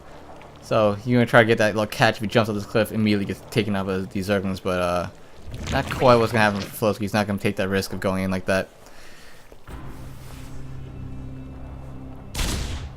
But he may lose the Reaper anyway because he's not really paying attention.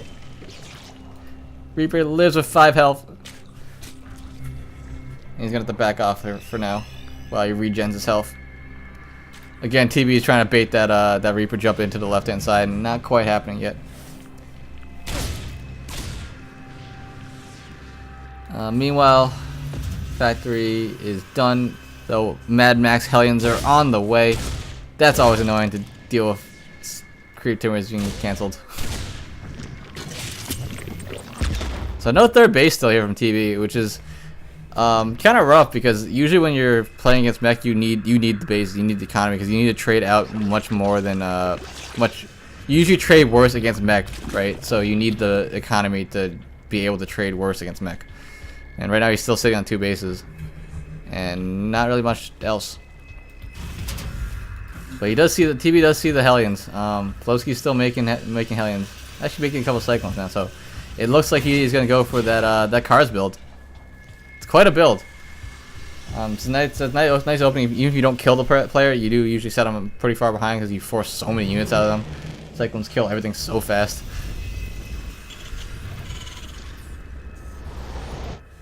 But TV's finally gonna try to get his third base out. Lincoln's coming over here, clear out that silly SCV that was blocking him.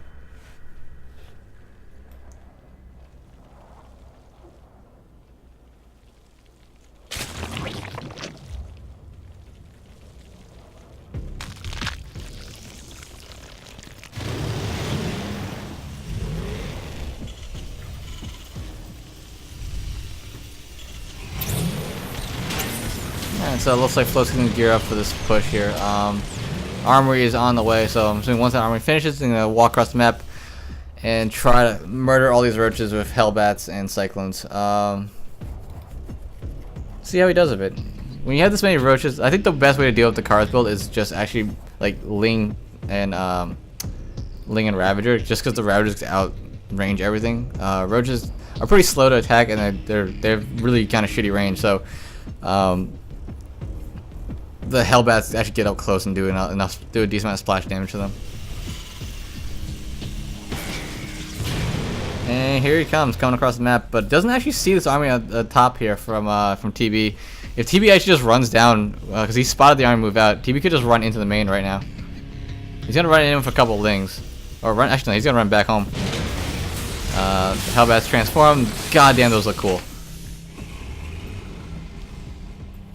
No clearing of the creep quite yet, but these three Cyclones, protected by these Hellbats, are gonna do some wonders. There is gonna be a flank here from the back. Cyclones are going to town on these Reapers and going to town on these Roaches. One of them did go down, in fact, but trying to micro back. There was just so many Roaches made by TV that I feel like he's gonna hold off this attack pretty well. But the thing is, he is down in economy. He's at 35 workers to the 41 of Flosky because of the delayed third base and the delayed mining of the third base. But he does have an army. He has quite a significantly large army coming across the map here. It's a lot of Roaches.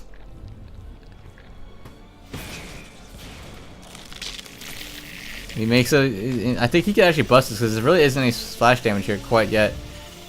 He's just making Hellions and just Hellions now. So if that pushes, you wanna keep the Zerg on that back foot after that push. Right now, the person on his back foot is actually Flosky's, right? So TB can actually try to push in here and possibly bust through this wall. The Lings aren't gonna do too much with the Hellbats, but these Ravagers and Roaches are gonna do wonders, I think.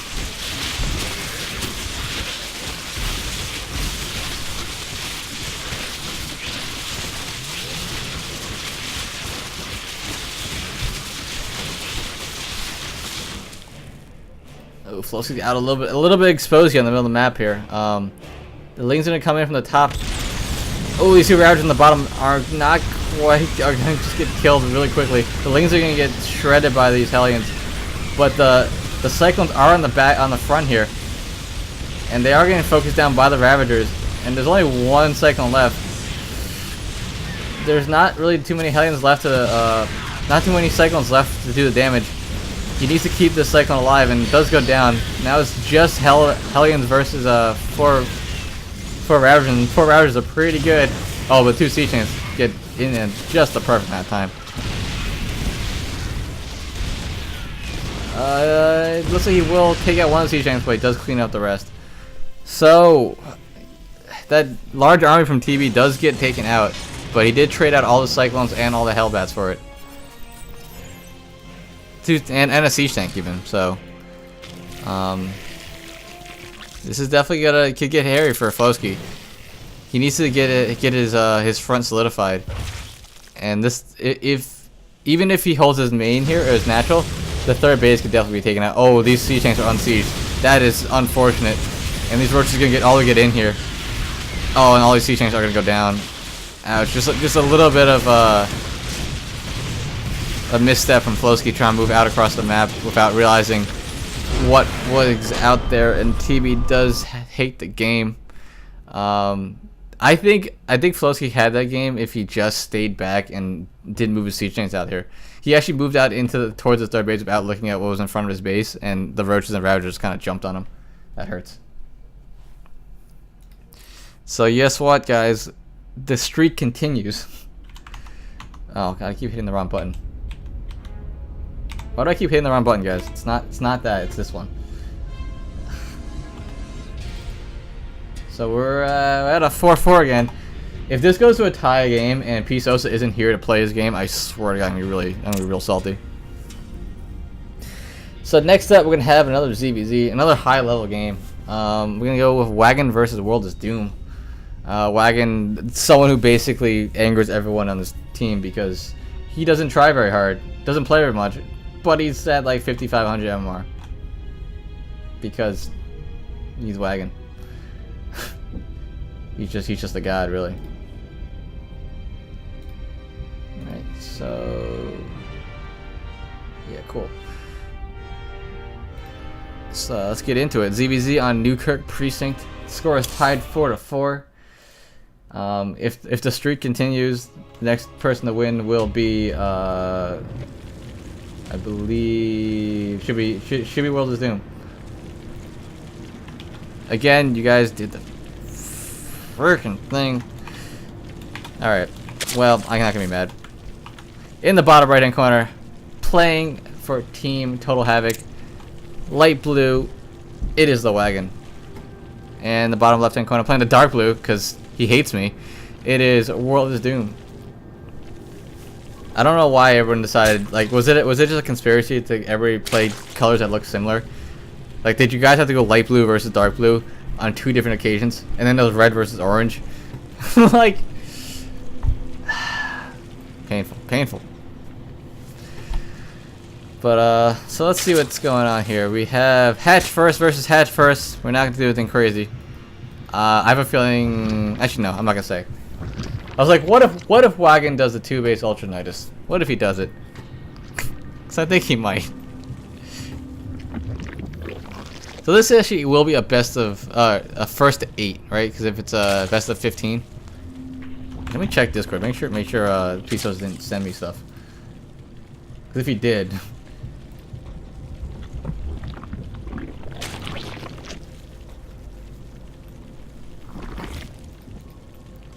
Alright, so basically mirrored build so far. Spawning pool. So hatch gas pool. The overlords are doing exactly the same thing as well. Yeah. Not much to say yet. Besides, both players just want to make drones for now. I think what the big thing is when one person decides to snap and say, I'm gonna kill everyone and just make a whole bunch of lings, which eventually happens in ZVZ. Or they could both go into a bunch of roaches. The real thing in ZVZ is the balance between am I droning or am I making units, and if you make units you have to do damage across the other side of the map because, you know. So Wagon actually making a spine crawler here and going to a lair. You know what this means? I think he's gonna go and do a little 2-base Ultranitus. Because there's really no reason to make a spine crawler here this early in the game. And also make a lair. Is he taking more gases? I don't know. World of Doom is on his side map just making queens, making lings. I wouldn't be surprised if he decides to take a base Baleen Nest.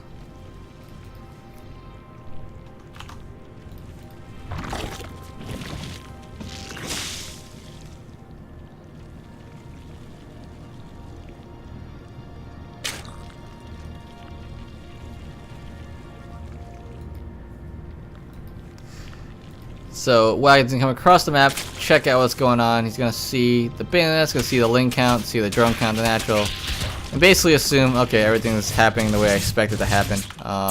Does take out a drone, which is kind of nice. A little bit of damage for nothing, pretty much.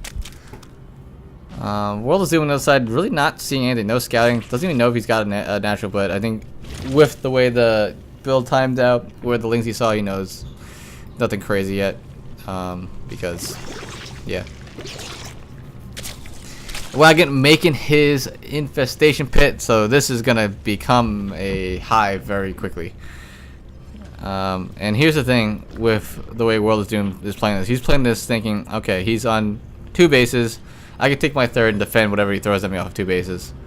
Little does he know, what he's throwing at you off of 2 bases is not gonna be defendable. It's gonna be a bunch of queens and 3 ultralisks. And here comes the wall at the front. And this now becomes very, very hard to break with just Ling Bane. Lair coming out for a World of Doom as well, and there is your hive. that 4-minute 15-second hive. Standard Wagon play, really. I don't know how much Will is doing his watch Wagon or how active he's been in the recent months or so, but this build has gotten such notoriety in the Discord that if you see this wall off, you should know immediately. Oh, there are gonna be ultras coming. And from what I've heard talking to Wagon, talking to Frugs, talking to people who have used this build extensively, really the only way to defend it is you make a whole bunch of Ravagers and immediately pop the Nidus as it comes, and you gotta spot it. But let's see if World of Doom is able to do it.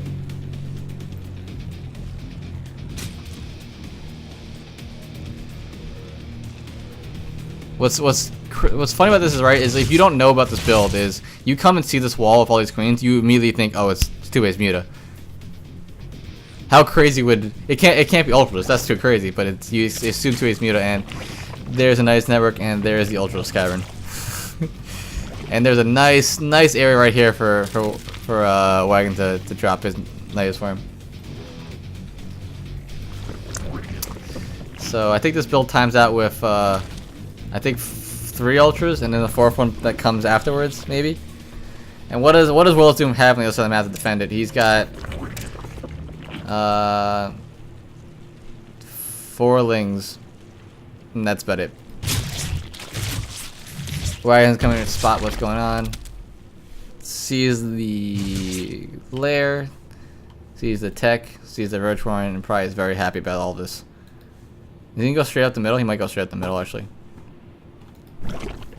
Ultras kind of finishes, and he's gonna make 3 Ultras. So he's gonna have 3 Ultras and I think 6 Queens.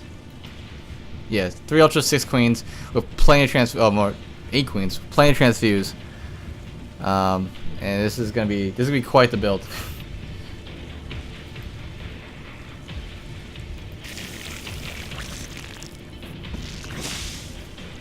So World of Doom's making a few Ravagers now, making 10 Roaches. He's not really sure what to think of this yet. I wonder if he knows what it is. He's trying to spot where. Okay, he knows it's a Nidus because he sees the Overseer over here. But the Nidus is actually gonna be out front. He should just take out that what's called the Overseer. See how fast he can pop this Nidus Worm. Transfuses go down, and the Nidus Worm does get cancelled. The Ultras do not get out, and the Queens are all lost. That's gotta hurt. The way, like this is what I was saying before. Like the way to stop it is you have to pop it with untransfusable burst damage, which is these Ravager Biles. And so nice defense there from World of Doom. Wagon's only sitting here at 86 supply. So let's see what he decides to transition to. He's going to transition and try to get his 3rd base here.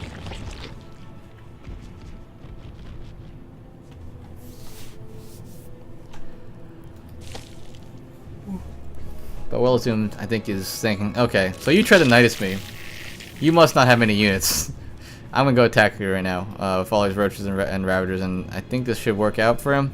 As long as he splits out really well. I mean, 4 Ultras are good. But I don't know how good that they are compared to that many Roaches. These Spine Calls are going to go down pretty quickly. And with enough room here to kite, these Ultras are not going to do too much, I don't think. And you can get this nice position here at the top of the ramp, so only 1 or 2 Ultras can actually do any damage.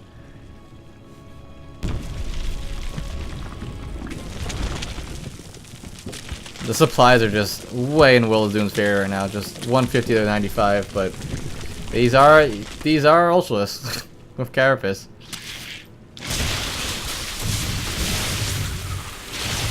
Ooh, the Biles do hit all the Queens, so there's a lot less Transfuses here. These Ultras look like they're gonna have to run without the support of their Queens. This 3rd base looks like it will go down as well. And I think World of Doom is done. He may have stopped the build. It's quite a build. Ooh, there are Vipers here actually too. So maybe a little bit of Blinding Cloud action on top. Oh, that's actually stopped the +1 Carapace? It did. That hurts. Getting +3 armor on Ultras is definitely going to help, but it didn't quite get it. World of Doom just making a bunch of units. Trying to get in there. Trying to pick off an Ultras. And he's going to actually stop +1 melee as well. Really well played from World of Doom.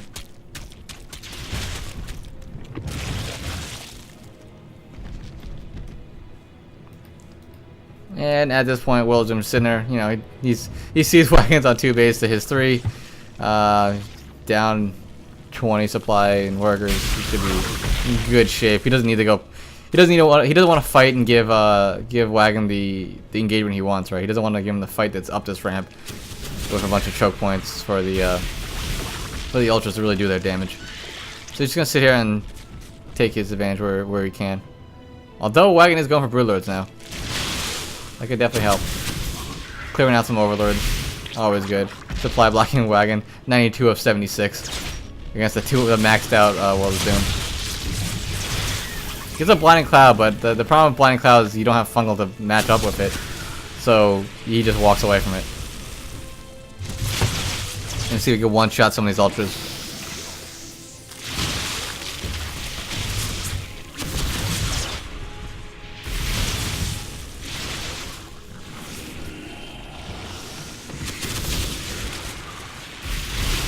Hits his own roaches a little bit there. Hurts a little bit. He's gonna snipe out that that natural. Broodlords are out on the field for Wagon though. Can he win with one base Broodlords? He's gonna have one base, one mining base, some ultras, queens. I think the only way Wagon could have really salvaged this game is if he had some way to lock down these roaches, but it would have been way too expensive to go ultras, Broodlord, queen, infester. But he really, the thing is, he's alive here right now because World Doom really can't push into this army with 5 Broodlords out on the map. He can't push out that ramp. He has no anti-air. He's getting his own Spire now, so he's gonna start trying to get into Corruptors of his own. Wagon's gonna, I think, move to the back side here and try to pressure the back of the base when there's no anti-air for World of Doom. What's actually good for World of Doom is the fact that he's trading out roaches now. He has supply for his Corruptors that he's making.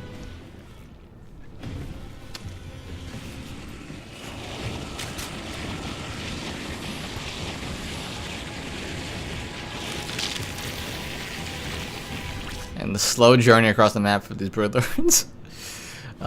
Spire is about to finish. See how many Corruptors he's gonna make. He's got 20 supply worth open. Oh, he's just going muted. Okay, that works too. He's gonna make 10 mutas. Probably move him across the map and see these Broodlords and just kill them. And then Wagon probably will have to tap out, seeing that there's so many mutas out. How many Corruptors does Wagon have? He has no Corruptors out here now, so he's only got Broodlords. He has no real anti-muta defense.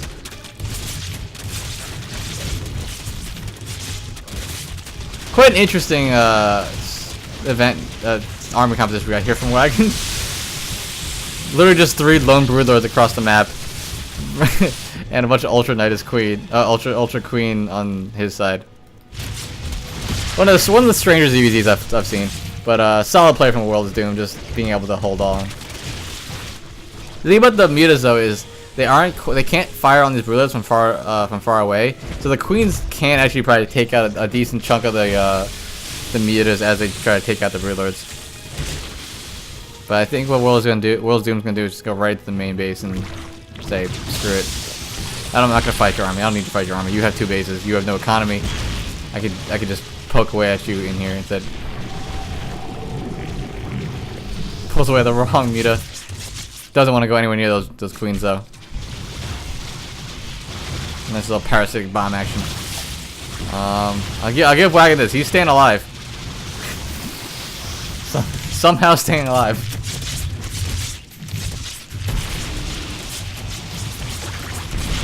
Gonna start popping away at these. Ooh,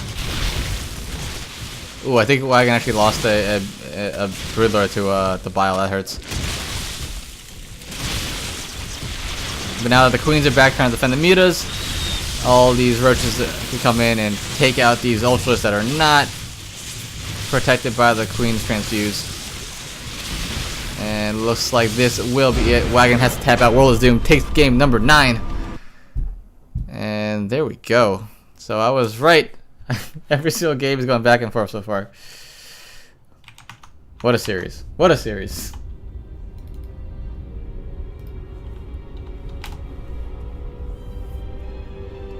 So Team Bold Pixels takes game number 9. They're now up 5-4. So what's the next game we got? Ooh, the showdown of a century, really. The next game will be Exiled versus Lunaf. These two basically talk. I don't know if Exiled talks shit or Lunaf talks shit, or basically I wanted to see this match. Do you want your name to be the bigger, blacker Hatters? How badly do you want that to be?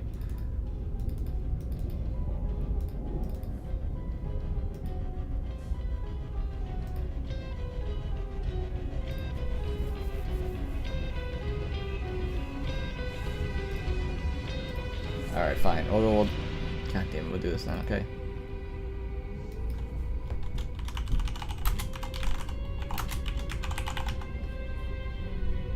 Alright, happy, bigger, blacker hatters. There you go. Congratulations. Alright, so next game's gonna be Exile versus Luna, a PvP. We haven't seen a PvP yet because we have no Protosses on this goddamn team. Get into it. Jumping right in.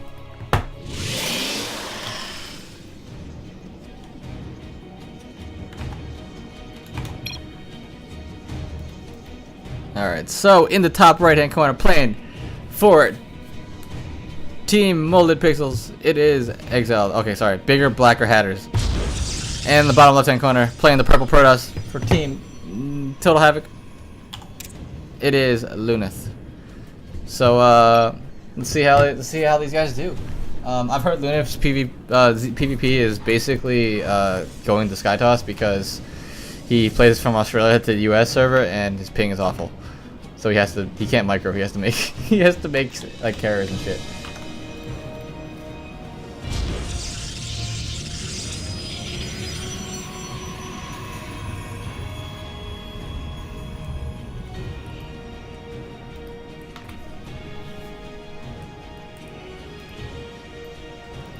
Oh, is that what it was? They picked Exile. Oh yeah, they picked Exile before they picked you. That's what it was. I understand. I remember now. Alright, so I'm gonna have to cast a PvP without knowing anything. Exile going for that double gas. Luna's still in that single gas. Luna can go for an expansion, looks like. Exile doing some double gateway stuff. It looks like.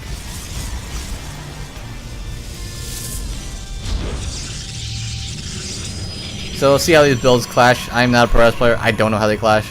I'm assuming with this ramp like this, it's much easier to hold off any kind of pressure. Is that a full wall off? It's a full wall off, isn't it? Okay, so Luna's gonna fully wall off here. Interesting. I guess that's one way to stop the adepts from walking into your base.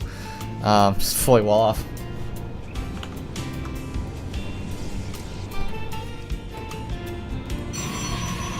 See what kind of tech he goes for in here. Second gas coming down. Exile actually gonna take the front base here, so he doesn't care about any kind of shenaniganery there. They walk up, see the full wall off, and just kind of chill. Just gonna say hi. Look at the pylon. Look at me. What's up? Meanwhile, Luna's gonna have a full scout off. His probe is just making himself comfortable in Exile's base, just coming in, out, grabbing a cup of coffee. Sees the double gateways, making stuff. Yeah, he hasn't spotted the expansion on the outside yet, so maybe he doesn't know quite exactly what's happening. But I'm sure he'll come out there and spot that expansion soon-ish. Another gateway coming down for Luna, Stalker coming out, and a Robo. So we'll see what Luna decides to do with that. Probe is going to be picked off by these two Stalkers coming on the back of base, so Luna even knows what the first two units out of those gateways were. And a couple more Stalkers coming out as well. And a Robot Philly. So it looks like, if I had to guess, Exile's going to go into some sort of Stalker-based composition. And just kind of go play it from there.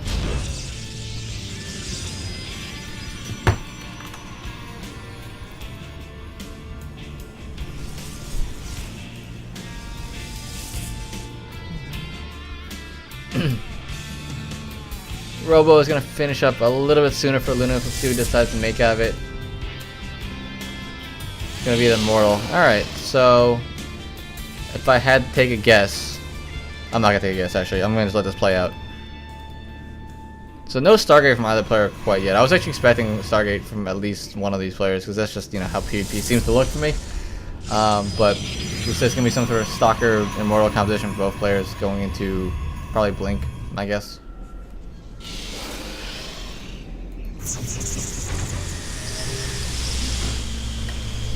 Yeah, even Luna definitely expects a kind of a Stargate based play. He's setting his Stalkers to the mineral lines just to make sure he doesn't get killed by any Oracles that kind of fly in.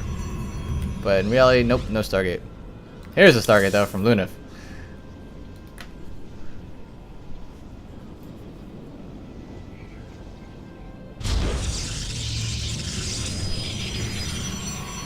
So there's a pretty decent Stalker force coming across the map here from Exiled. The unit count looks like it is 3 Stalkers and 1 Immortal versus 8. That 1 Immortal is going to play a huge part in this fight because Immortal's just Shrek Stalkers. And without Blink here, I don't know if Exile really can make a play into the base. Double Stargate coming in for Luna, so he's going to have Void Ray, Immortal. Void Ray, Immortal, Stalker against just Stalker, and it's pretty good from what I've seen before.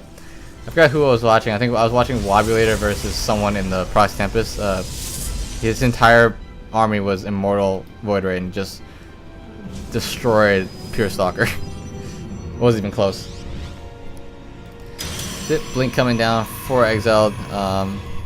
Can't really get anything done here because he walked up to that ramp and realized I'm not breaking that with the Immortal sitting at the top.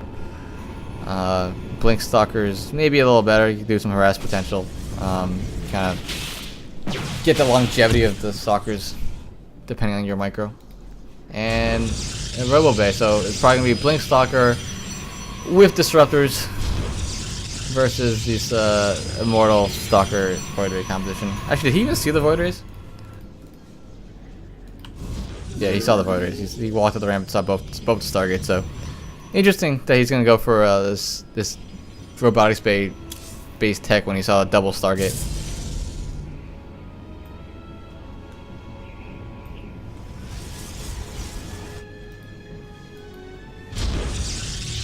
Third base coming down for Exiled. Luna's still just kind of chilling out here. I guess that makes sense. Luna never actually saw the expansion for a long time. But he's going to make his push happen here with 2 Immortals and 3 Void Rays. This is a pretty strong army coming across the map. Just 1 Immortal on the other side of the map for Exiled, and 1 Disruptor on the way, Dark Shrine on the way, Blink almost done. So there may be a slight timing here where Lunif catches Exiled out without all his tech.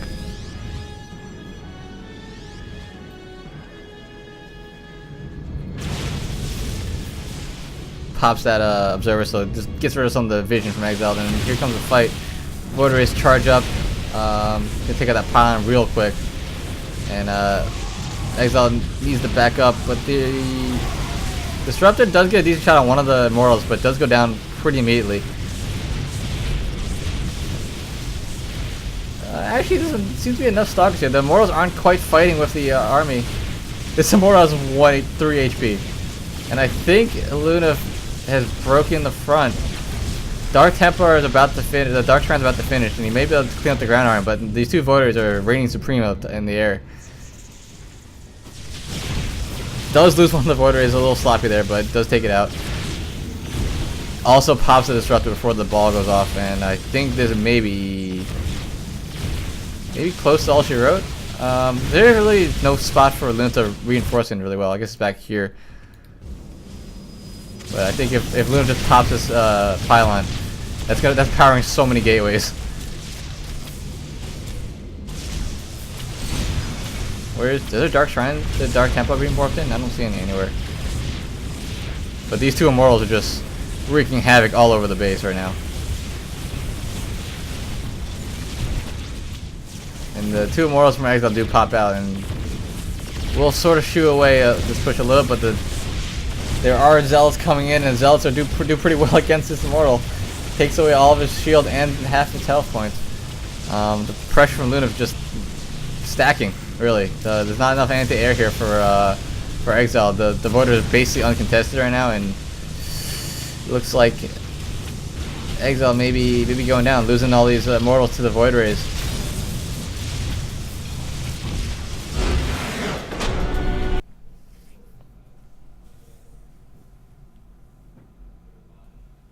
And there it is. Lunif takes game number 10. I guess we're even again. 5-5. Holy shit, this is way closer than it should be. Oh my god, I keep hitting the wrong one. Sorry guys, I keep hitting my hotkey from my other overlay. So we are on 5-5 because that's how it's gonna work. Yeah. So Luna showing his dominance in the matchup. I know. I'm pretty sure he says he likes that matchup a lot, from what I remember.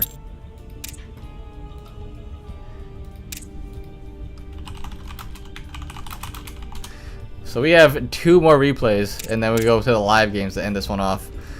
Next map will be a TBT Leon versus Siegfried on Proxima Station. So let's go right into that one. Siegfried on Team Total Havoc, Leon Team Molded Pixels. So let's see how this goes. I don't know how to cast TBT, but we're gonna do it anyway.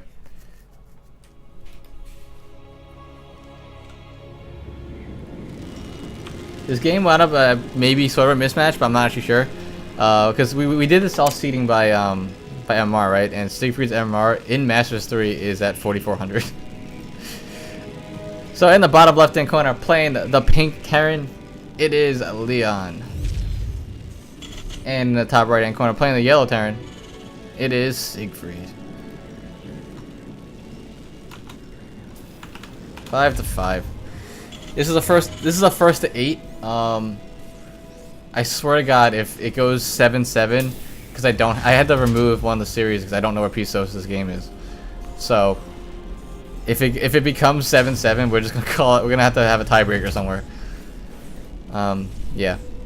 So a little earlier gas here from Siegfried going gas first, rather than the what is the barracks first here from Leon. But I think both players are gonna. So I think in TBT a lot of times what you're trying to do is you're trying to tech as fast as you can and try to get to these like high value army units, right? Like you get a Cyclone out, you get some Hellbats out, some Hellions out at least, or a Banshee or something like that, and try to do a little kind of TBT dance at the beginning of the game. I don't know too much about the matchup, but we're gonna learn together today.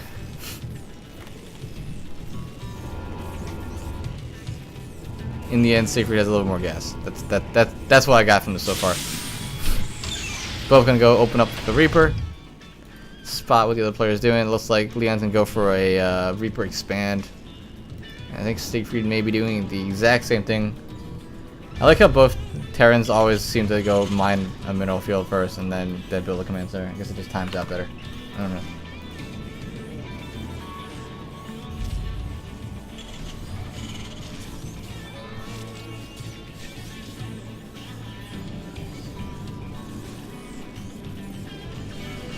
See what kind of tech are we looking at here. Factory coming down for Siegfried, as well as a factory on actually never mind, no factory on Leon's side. Actually can go for a reactor on his barracks first, and Leon did actually spot the factory as well, so he knows what's coming. Reapers kind of pass each other. Don't really care. So Siegfried hasn't gone in there and spotted anything on the other side of the map quite yet. Meanwhile, Leon has spotted basically everything. I think he came with the SCV, knows exactly what's going on. Didn't see the expansion yet, but I think he kind of actually maybe he doesn't assume. But I think with the timing of the units out here, I think he knows there's an expansion. So it's gonna be a Cyclone coming out for Siegfried and a Starport. So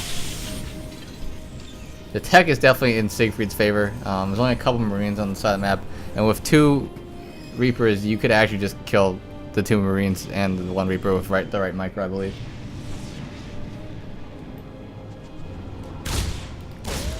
Leon dancing around, you know, just fuck these plates. 2 Reapers to 1 Reaper, and this Reaper may go down. No, not quite. Ooh, actually, nice bait there. Leon jumps up and thinks, come get me, come get me. And Siegfried walks up there and loses one of his Reapers to a group of Marines at the top of the ramp. A lot of Reapers actually, a lot of Marines up at the top of the ramp here. Siege tank coming out for Leon.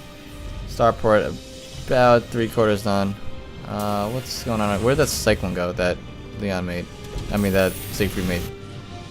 Oh, it's sitting on the side here. What's the Cyclone doing up here for? I actually don't even know. 3rd command center for Siegfried being made. probably try to get that little economic advantage here with trying to play it safe with his tech.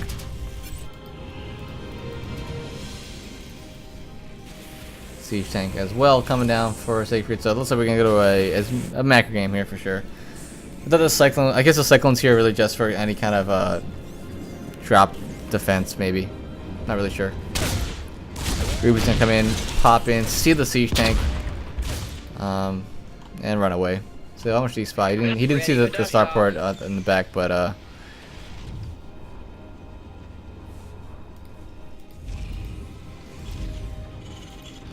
so Marine siege tank here versus Marine siege tank from both players, looks like.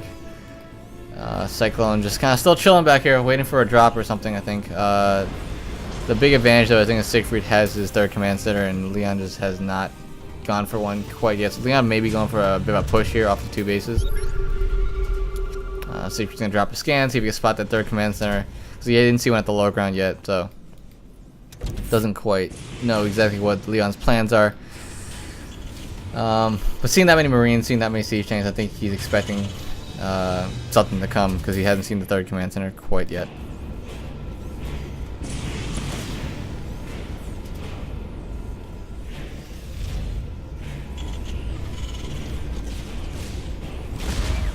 The Reaper actually is going to come into the back of the base and get a worker kill. Nice job here from Leon. Keeping that Reaper alive, goes in and gets his damage in, even after at the 5-minute 40-minute mark, 5-minute 40-second mark of this game.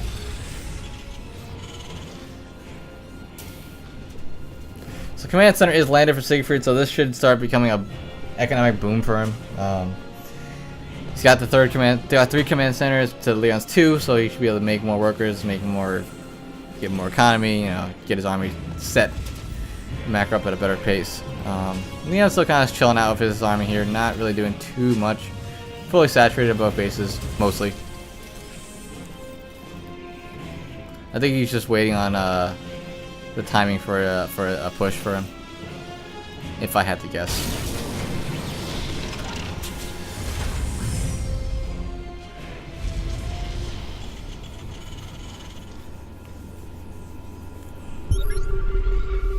Siegfried's gonna drop a scan onto the third base spot. No third base again. Still gonna be a little, probably a little confused. Not sure what's coming. Not sure what's coming. If an attack is coming or not. I think if your third base is already down, you're waiting. You're assuming that if there's no third base on his side, that their attack is coming. So Leon looks like he may be trying to make that happen. He does have 20 supply advantage. He does have a bigger army. The upgrades are pretty much equivalent, I think. Equivalent-ish. They're gonna be 1-1 when the fight happens with Stimpack, I think. Actually, no, he's gonna actually. Oh, actually, no.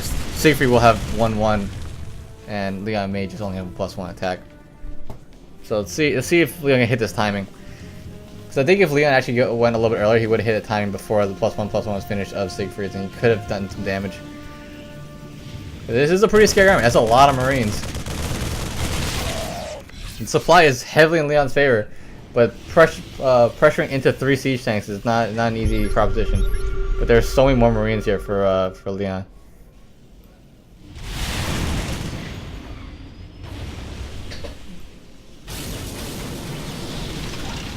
Yeah, but actually there's a decent Marine count here for Siegfried as well. The plus Stimpack's about to finish for both players. +1 is now done for Leon, so he has a slight timing right now where his upgrades are better.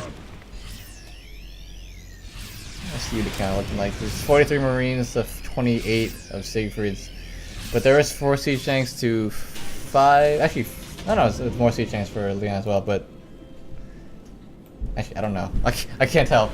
Got the stalemate of TBT here. Trying to call it, but I don't actually even know. Upgrades are now equal to +1/+1 finish for both players. +1 carapace. +1 defense for Siegfried's about to finish, and then he will have that advantage. But I don't know, to break out of here will be a little tricky because he doesn't even have the air advantage. Leon does have 4 Vikings compared to the 2 of Siegfried's, or 3. Number 2? No, 2. I can't count. So for the time being, Siegfried's going to be a little trapped in his base here. And this this army coming from the other side of the map is looking a little scary. It's building up. Both players just scanning each other, making sure they can see what's going on. He does actually spot the drop that got picked up here. So I wonder if Leon's gonna try to snipe this medevac when it flies away. But it looks like he's gonna get out. The Vikings are gonna sit on top of the army and protect that rather than deal with this drop. I like this play from Siegfried because he's so contained that he needs to find a way to relieve some of the pressure, and one way to relieve that pressure is to do a drop on the other side of the map. So I think right now all of Leon's armies are just, all of his barracks are just like reinforcing the front, right? Just constantly moving across the map. So his army at home probably isn't that large. I mean, obviously once he drops, he could readjust his rally points, but he could definitely get some damage in if he goes in the right spot.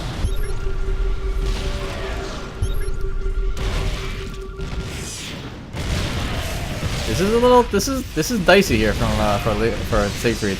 He really can't come out because these tanks are such a great spot to cover these Marines from trying to get like a good concave. Where did that drop go? Did I completely miss the drop? Fuck. I completely missed the drop. I'm sorry, guys. It looks like I got cleaned up though. It doesn't look like any workers got killed.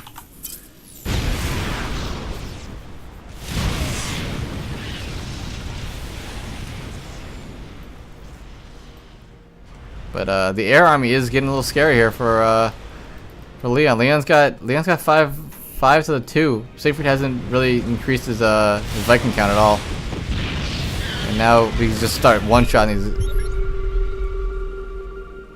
these Vikings, and full air superiority is now on Leon's side for sure.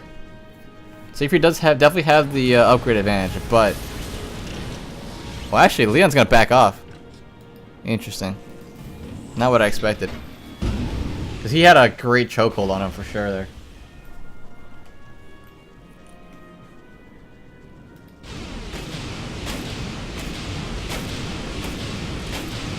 Siegfried actually, I don't think Siegfried realized. Oh, now he does. He unsieged everything. I was like, wonder if he realized that the army moved back away. So this triple drop is gonna go into the main, I think, and there really isn't any turrets here to defend. So this could do some damage for sure.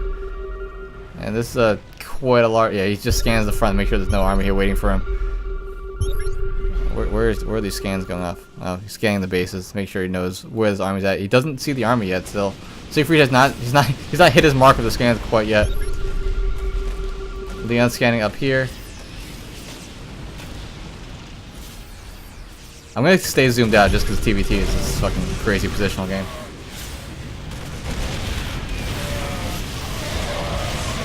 So here comes the fight. The upgrades are definitely in Siegfried's advantage, and I think the upgrades may push through for him here. Yeah, I think it does. None of the siege chains are. Yeah, the siege chains are untouched in the back, and the +1 advantage for Siegfried's Marines do take out this army. There's only 2 siege chains left on Leon's side, and I think Siegfried might have broken him, possibly. And he can't even move these siege chains back because these siege chains just shell away and kill him. Now he's gonna get a position on top of this fourth base as well and take out this planetary. And with all these siege chains, the siege chain count is 2 to 9, and when your siege chain count is that poor in the other direction, it's very, very hard for a cannon to play. He's gonna try to drop on top, but Siegfried unsieges. I think he may have lost 1 siege chain, not too many though. Really nice patient play from Siegfried. Really taking his time trying to break out, and I think Leon backing off that position he had may have cost him the game. But that was a very, very strong position he had. He was suffocating Siegfried on his third base for sure. And just the army movement of getting caught in this top position over here with inferior upgrades was just too much for him.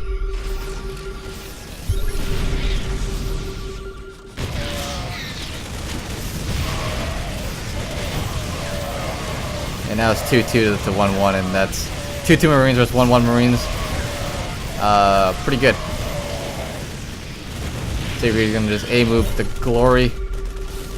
re-siege up right on top of his third base, and look at this line of just units coming across the map.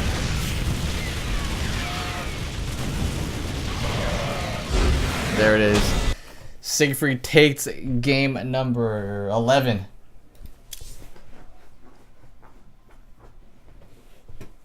And brings, I don't know, whose team was even on? I don't remember now.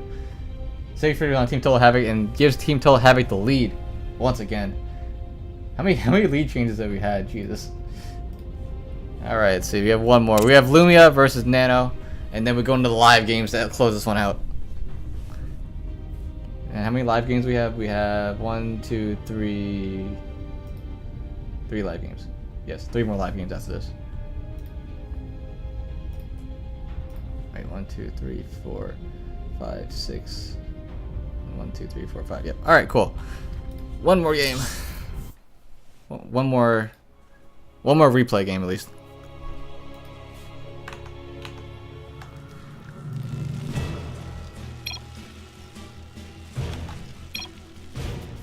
Wait, which team? Nano.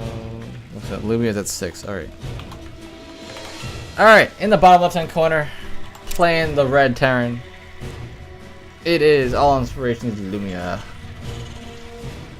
And the top left hand corner, playing the blue Terran. It is Nano. See, this is good. You guys chose the right colors this time. Red versus blue. Perfect. Beautiful.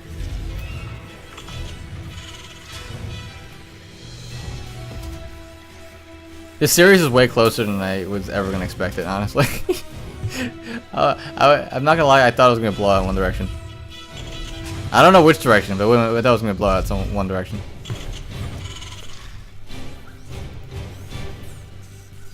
So I don't know how TVT works on 4-player maps, but I feel like it's weird.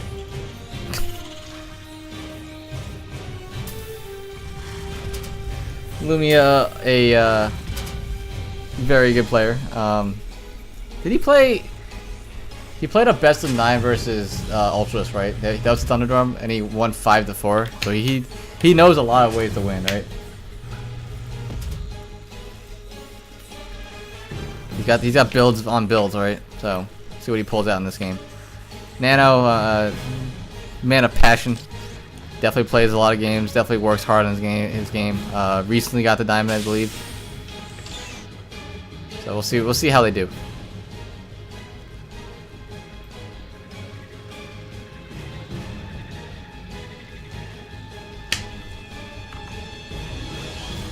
There's 3 more games. There's this one. Molded versus Total Havoc, and then Puddle versus Nechibo. My throat is killing me, by the way. I can't wait to go eat food after this and sleep. So like, I stayed up till 3 o'clock last night. You know, just hanging out, drinking, celebrate my birthday. You know, as you do. And then woke up at 10 o'clock to drive back, and I am tired. And I didn't sleep well last night, so. So I'm thirsty, tired, literally running out of pure passion. And I have to cast TVTs. You know how much I understand TVT? Absolutely nothing. I haven't played Terran since Heart of the Swarm.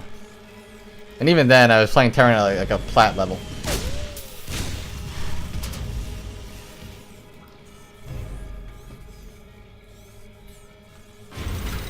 I don't know where Pisosa is. I asked him where he was. He didn't say anything. So the Reaper killed the Reaper. Nice. I wasn't paying attention. Sorry. So Cyclone coming out for Lumia. What's Nano got? Nano's got the expansion. And a little bit of a later factory. The one thing I do like about TVT is how different builds are, like, and how they interact with each other. Because you can always just like make a couple units and just kind of like, let's see how this works against that build. Oh, is this Reaper guy actually deny this base? Oh, it's gonna deny this base. What a god. And he's gonna hit the, oh, what a Lumia, you god. And he's gonna possibly kill the, no, I thought he was gonna kill the Marine as well. And the Cyclone shows up, pops the Reaper, kills off 2 of these Marines as well. SCV going to town, he's hungry for blood. And this is gonna be rough. This Cyclone is a little uncontested right now. Siege Tank's not even close to out yet. A couple Marines coming out, but I don't know what he's got to deal with this Cyclone right now. Base is finished. If he could hold there, he will have an economic advantage, Nano is, but luckily for Nano, Lumia is not going into the base. He's taking out these supply depots.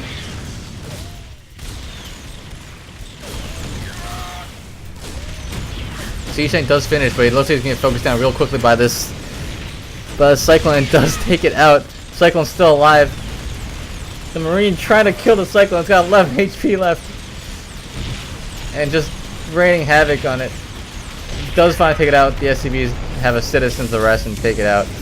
But damage has been... Actually, damage is not that crazy. Lumia still on one base, right? One base, 26 workers. Now 22 workers, 2 bases, 2 orbitals. So it's definitely not over. Like it's even. I think. The tech would definitely be in Lumia's Sarah, but let's see. But now there's a Banshee here with Cloak in the base, and that's gonna be rough. He does have enough scans, but there are not enough Marines, I don't think, to beat this. And all the anti-air is pretty much gone. Nano scans the Banshee with no anti-air, and this is feeling rough. Marines get taken out. Siege Tank will probably also be taken out. No more anti-air. Not even any barracks being made. And this Banshee just gives 0 fucks.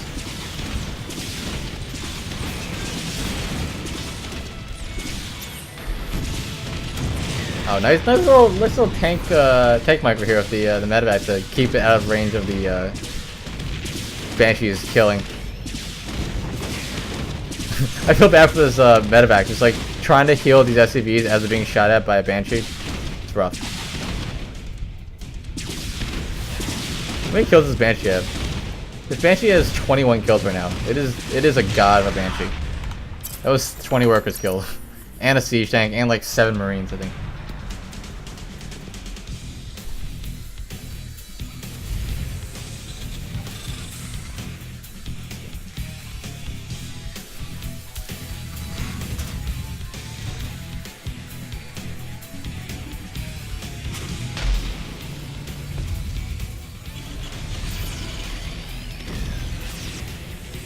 Alright, so let's see how Nano decides to try to come back from this. The Banshee is still here, and there's still not too much anti-air. The Viking is here, though, so we'll probably clean it up. Yeah, it cleans it up, but 11 workers to 32. Lumia's got an army. Nano really doesn't have an economy at all. Lumia's got it. He's got mules, he's got workers, he's got idle workers. He's got so many workers, he doesn't need to make them all work. Just chilling. And these 2 cycles will come in and just really just be annoying. He has a Raven. And there's Nano's gonna tap out. GG. Lumia takes the game and puts team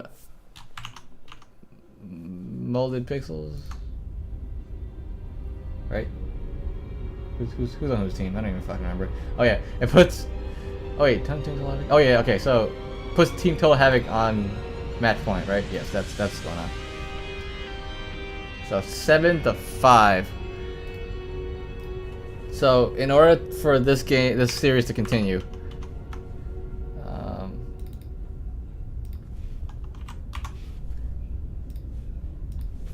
so it looks like Puddle, so Nechibo and Molded have to win both their games to keep the series alive, basically. Alright, so let me find out what's going on here. Let's go first. Which match you guys want to do first? It doesn't make a difference to me. Molded Pixels team has to win both of them, so either way. All right, we'll go Molded first. We'll make Molded play for his team's life. There you go.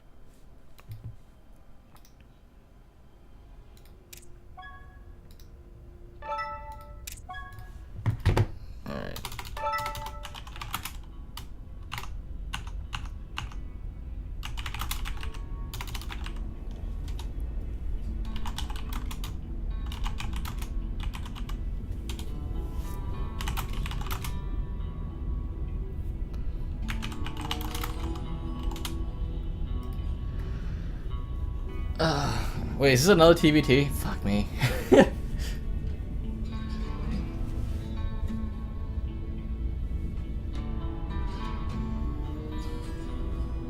Alright guys, how long have I been casting?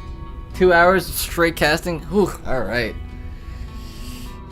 Throat is getting dry. I'm gonna order some food after this. Or go pick up some food or something. I don't know what I want, but it's getting rough. How you guys doing out there?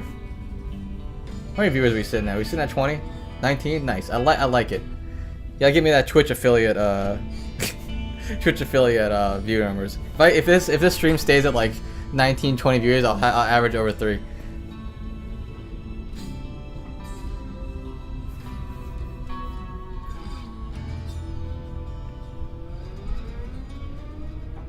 I wonder if people are sitting out there like, to get Twitch affiliate, they just leave the stream on forever so they get the hours, right?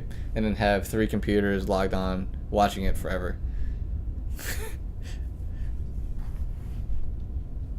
Will that work, or would that be like some they'll look at it like, wait a second, this guy doesn't actually stream anything?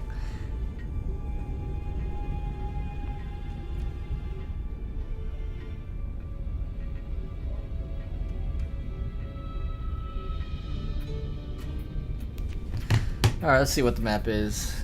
It's gonna be a... Yep, we got... They're playing on Abyssal...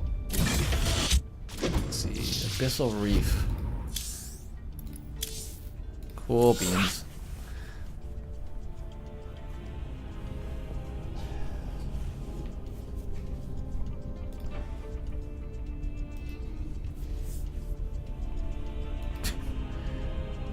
Oh, damn it. He has to go take a piss. Goddamn drunk Viper. Always being drunk, you know?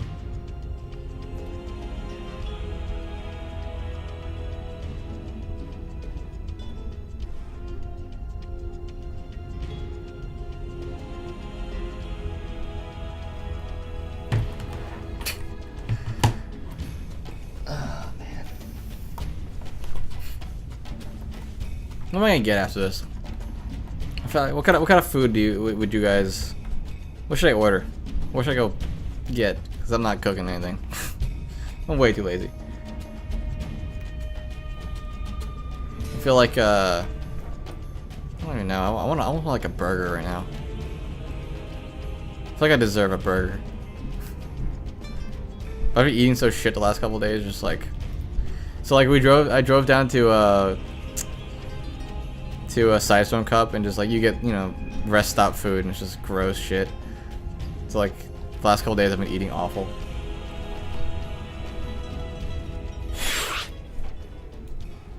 So both players are gold 1. Let's see how this pans out.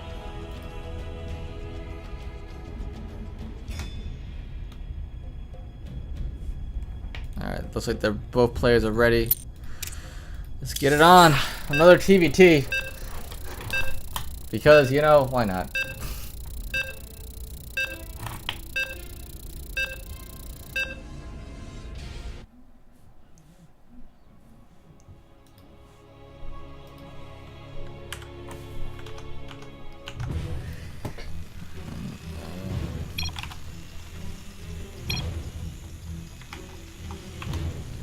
Alright, in the top left-hand corner of Abyssal Reef, playing the Yellow Terran, trying to win it for his team, it is Drunk Viper. And in the bottom right-hand corner, playing for his own team, trying to keep his team alive, it is Molded Pixels. So let's see, gas going down for Drunk Viper, gas going down for Molded now, so I'm assuming it's going to open up pretty similarly. Both players probably can go for some sort of Reaper stuff, and then from there on, who knows. I'm not going to make too many calls here, again, in a TBT situation, but this is a best of 15 internal clan war, because we have so many people in this clan, and I decided, let's split us up, because we like each other way too much, so we have to break it into a little internal clan war. So we got way more signups than I was ever expecting. So instead of it becoming a best of 7, we're like, oh shit, we have 30 people signed up for this. Let's just make it a best of 15. And guess what? It's 7-5, so it's real close right now. Alright, both SCVs gonna cross, gonna go check out what each other are doing, and they're gonna see exactly the same thing happening on both sides. Except, no, Molded Pixels is not making a Reaper, he is going to make a factory straight off. And Drug Viper is gonna spot it, sees the factory, starts his own factory as well, and then he makes his Reaper afterwards. I guess they both work out the same. In the end, it's just one Reaper is slightly faster, one factory is slightly faster.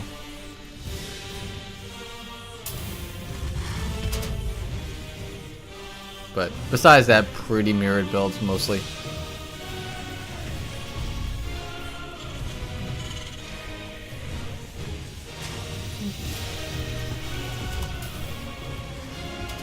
So second Reaper coming after Drunk Viper. Let's see what Molded Pixels does. Molded does not go for the second what am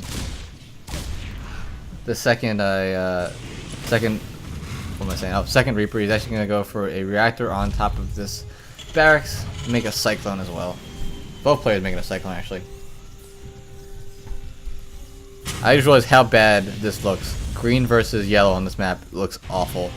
I am not looking forward to casting anything in the middle. Oh well.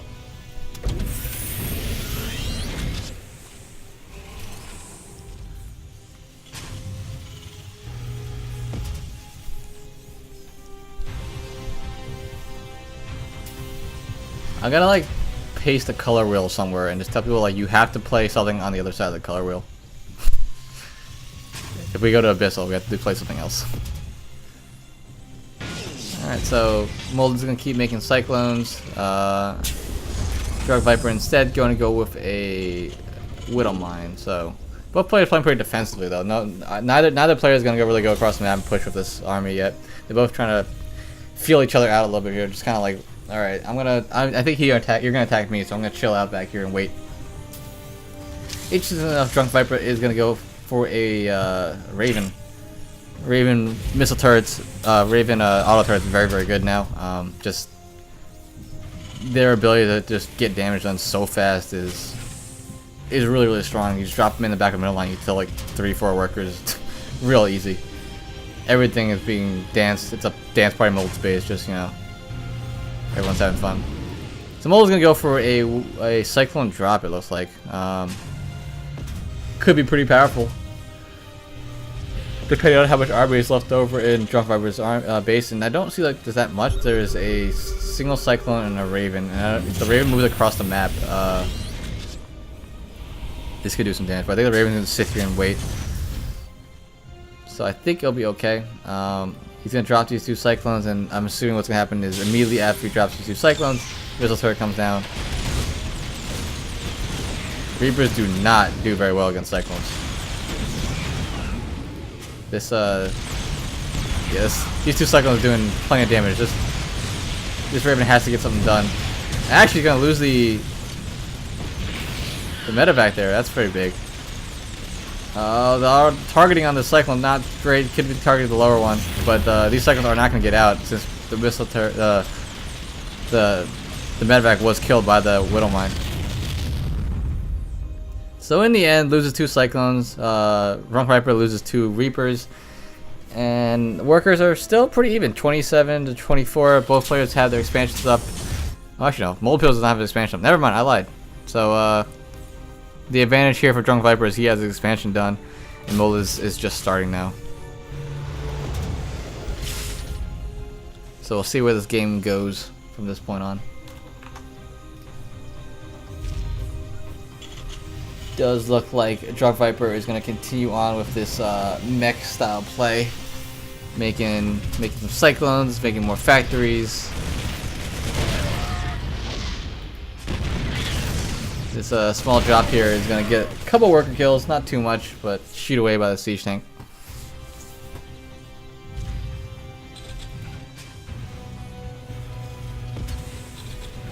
But Drunk Viper catching up a little bit now in the army and supply here, because his command center was done earlier, so he's got a bit more of economy going for him, and both players just gonna macro up from this point on.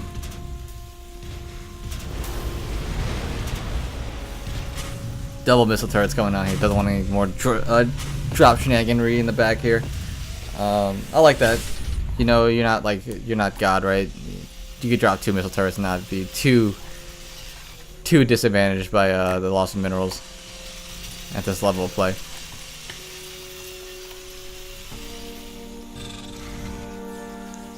So it's gonna be Marine Siege Tank versus looks like just straight mech for the Drunk Viper. His barracks is floated. Just gonna be Siege Tanks here and armor going down. Cyclone. I don't know if he's gonna have Hellions, Hellbouts with this, but it looks like a lot of Siege Tanks. He's going 2 Siege Tanks at a time right now, which is a lot of Siege Tanks. to put it bluntly.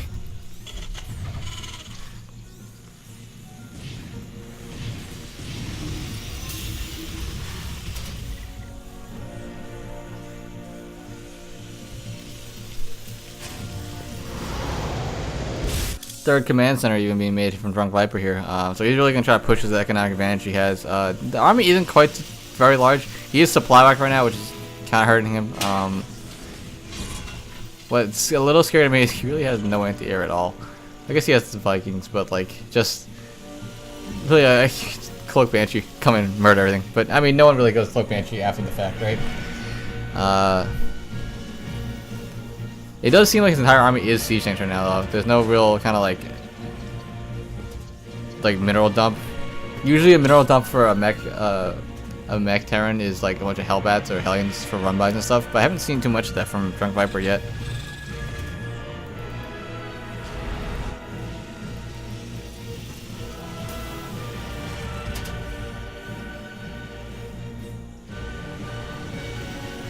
Looks like Boulder's gonna decide and go for a little bit of a push here with a small ball of Marines. There's a couple of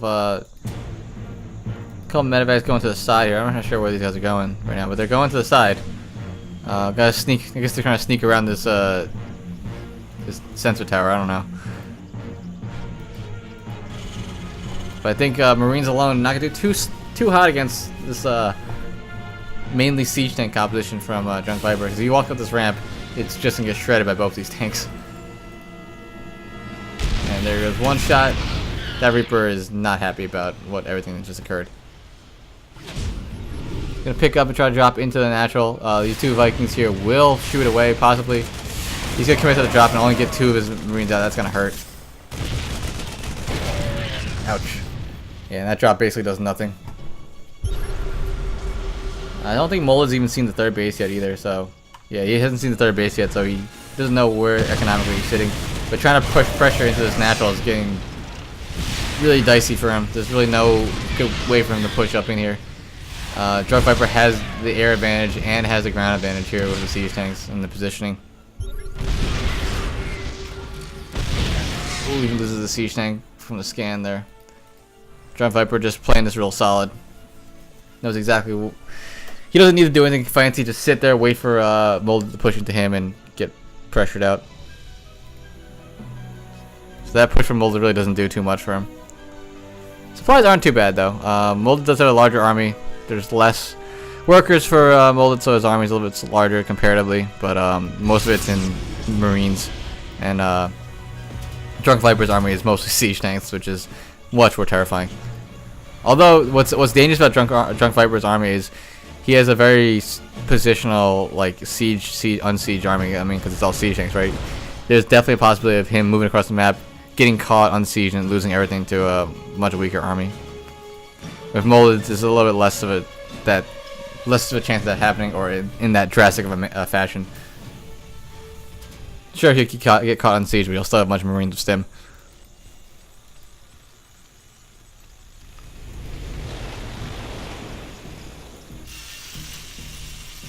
So Molded's 3rd command center now just starting. Meanwhile, Drunk Viper's 3rd has been mining for a decent while now, and even has a planetary on it.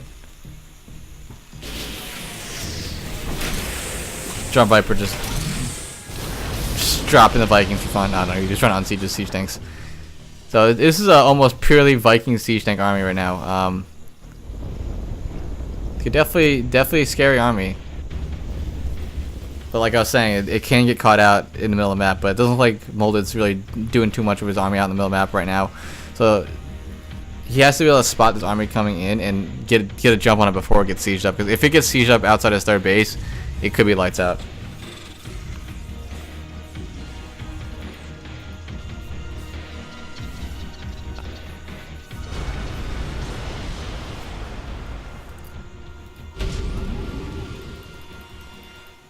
Moldy even picks up a drop here.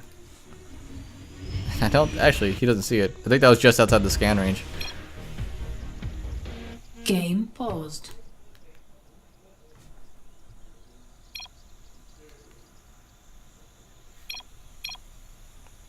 Oh, Flux.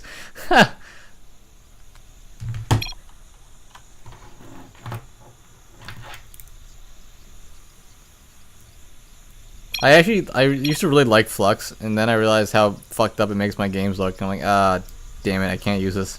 I play too many games. I'm not a ref. I can't even talk to them right now. Game resumed. Alright, so drop coming out on the right hand side from Molded.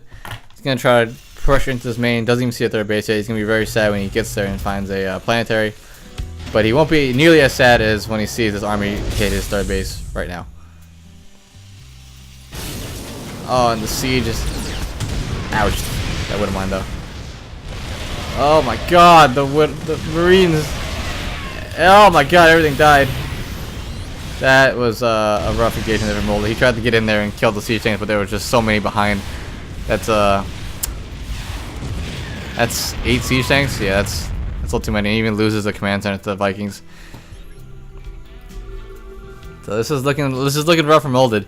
Where's that drop? That drop's gonna go into the main, so it will get some damage in here for sure. But I don't think he could take out this army that's sitting at the front right now.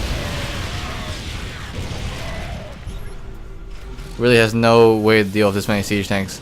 The drop in the back is gonna do some damage. It's gonna take out a decent amount of the factories. But still, I think with the amount of siege tanks that Drunk Viper has sitting at home, Molda has a certain limit of an army of range where you can push. The only thing you can hope for is to drop on top of the siege tanks and take them out, I think.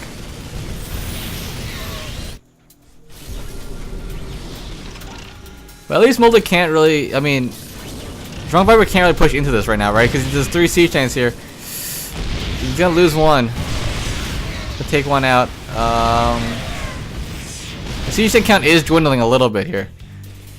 I think also, yeah, he needed to clean up the drop on the other side with these 3 siege tanks. Where did the medevacs go? I don't know. The medevacs went. Oh, nice play. You're gonna land that siege tank. Lands that Viper, that Viking, but is not gonna quite do the kill it needs to. He even has a position on top of his ramp, so he can't actually break it. And Drunk Viper's decided he's gonna go for it. 2 siege tanks and 2 siege tanks. And I don't think he actually could break it. Not quite yet. The one really sad mule drops in. It's like, oh, I didn't. I wasn't there in time.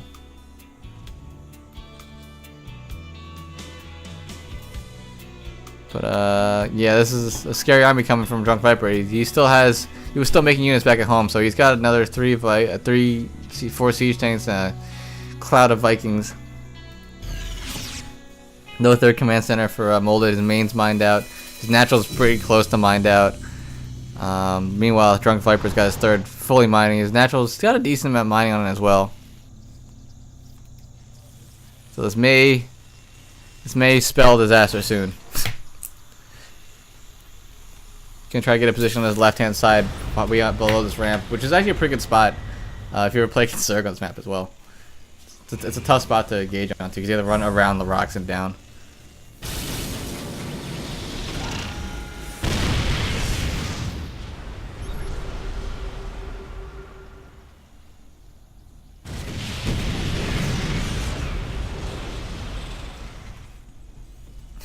And with the bank that Drunk Viper is acquired, 1, 2, 3 more bases going down for him. Molded has landed his main at this third, and he's got a decent amount of mining going on here.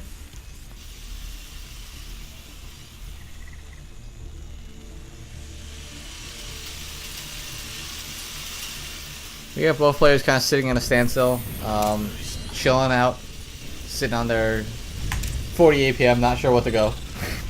not sure where they're going with this.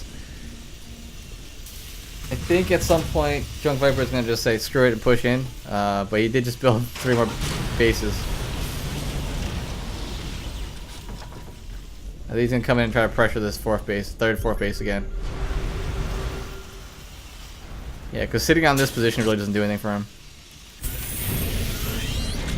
Oh, well, run command's not a run.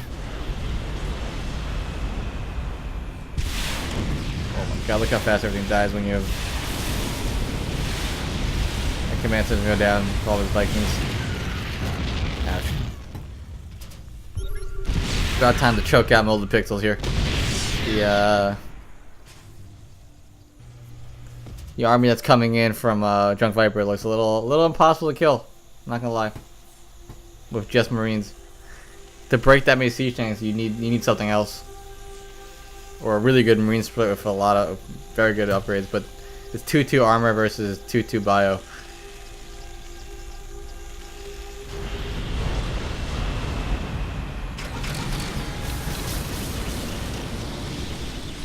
And I think this is maybe the final push. Drunk Viper is pushing in, siege is up, and all these Marines get shredded. Oh my god.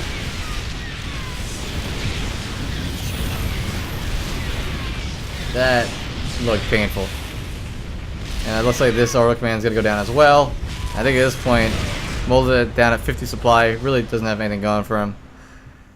Drunk Viper's got the entire map taken. I think it might be over. Molded's going to stick with it though. This is his last shot. He loses this, his team's done.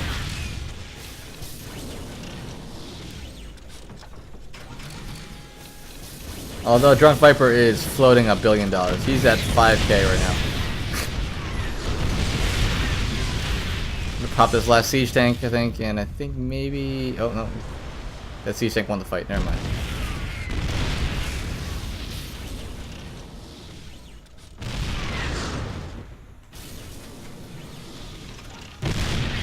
Drunk Viper just really making sure there's no more bases. Scans the outer bases just in case. Molded's gonna side. Let me try one more thing. Oh, that Widowmine does so much damage. And everything is taken out with those Marines at the top. Not really able to do much against a planetary and 3 siege tanks. Slow chokehold here for Molded. There it is, GG. Molded has to tap out. Drunk Viper takes the game and the series and the Clan War and the Civil War. So Team Total Havoc will win it. 8-5. 8-5. Alright. So we have one more game just for fun, right?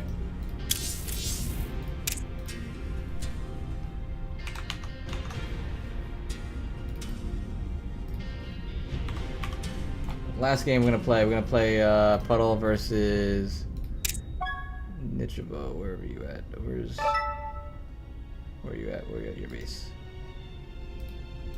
Damn it.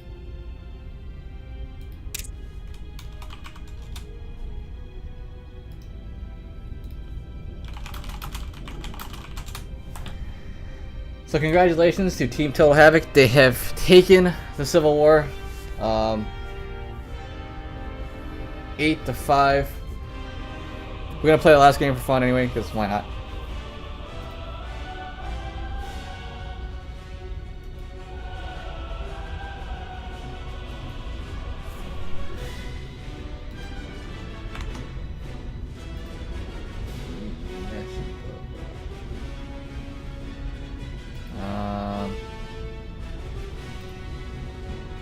Nichibo.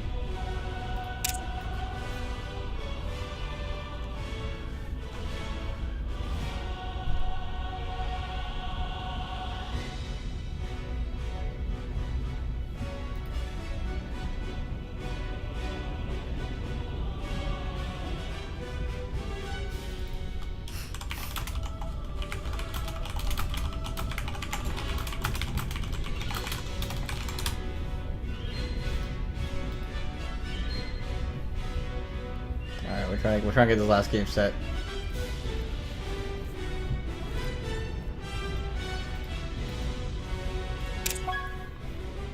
Yeah, so Rise, there's only 14 matches because I don't know what the hell happened to Pt2's match. Like, literally no idea.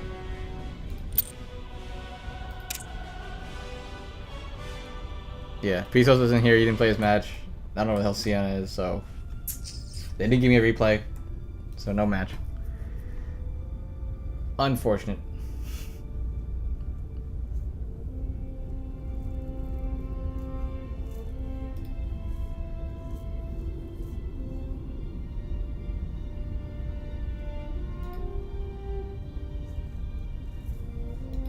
Okay, where is this guy at? 22. All right, what map did we say this was gonna be on? Belshire Vestige.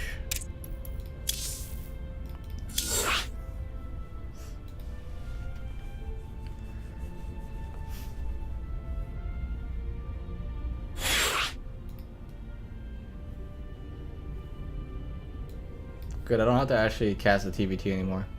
I was getting real tired of that.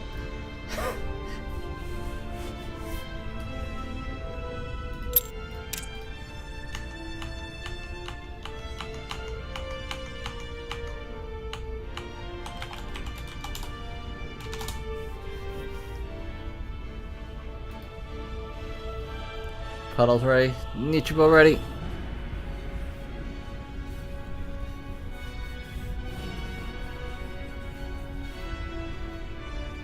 Alright, looks like we're set to go.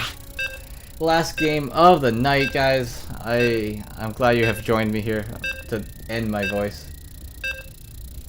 I'm gonna sleep like a baby tonight because I am so tired. Oh wait, Puddle's playing Protoss and your base is playing Terran. I'm so confused. Whatever, alright. I guess it doesn't matter anymore, does it? I was expecting a Zerg here, but fuck it. I don't...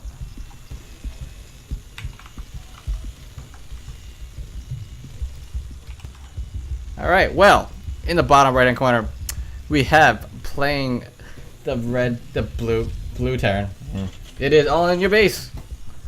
And top left hand corner, playing is another race.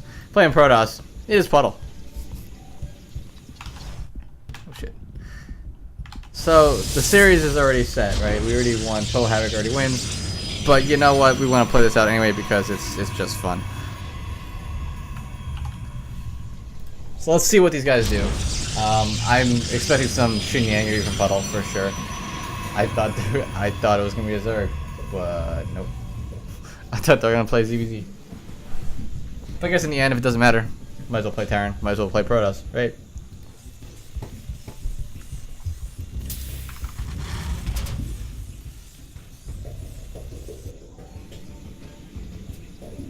Bringing out the fuck Lenny's in chat. There we go. Blame it on Lenny.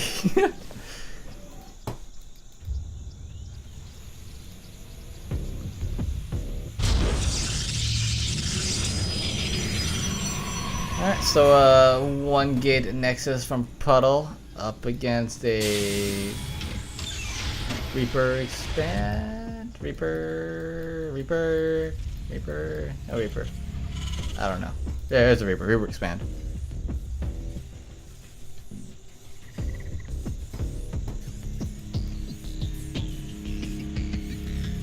Puzzle come in, spot out that expansion. Gonna poke away at that SCV because why not, right? Just be annoying. I actually still don't know the command to stop a SCV from building because if I tried to stop it from building, I would cancel the entire building. I'm pretty sure. That's actually that's some nice harass there from Puddle. Stops his base from coming up for a while. So here comes the second barracks. Twilight Council coming down for Puddle, off of one gate. So we'll see what he does here. Could be at a some kind of Resonant Glaive build, or what I'm guessing is actually DTs, because Puddle likes his DTs. I think. I haven't seen Puddle play Protoss too much, but I feel like if there's a build for Puddle to do as Protoss, it would be DTs.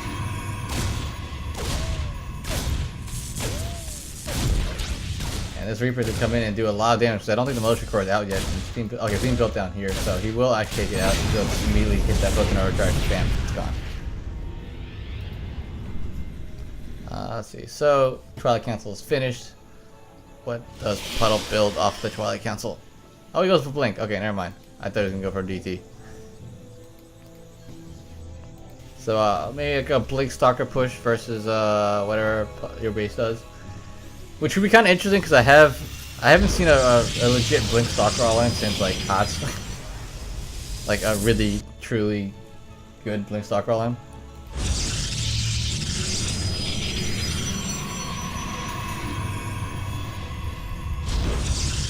I remember back in the day, that Blink Stalker was like the most bullshit build apparently, because just the way the maps were laid out.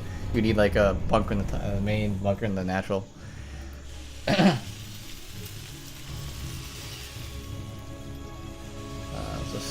It looks like looking like a 2-1-1 coming out here for your base. So that's I'm not sure how this is gonna interact. If say Puddle attacks with his Blink before when the 2-1-1's out on the other side of the map, could be something interesting.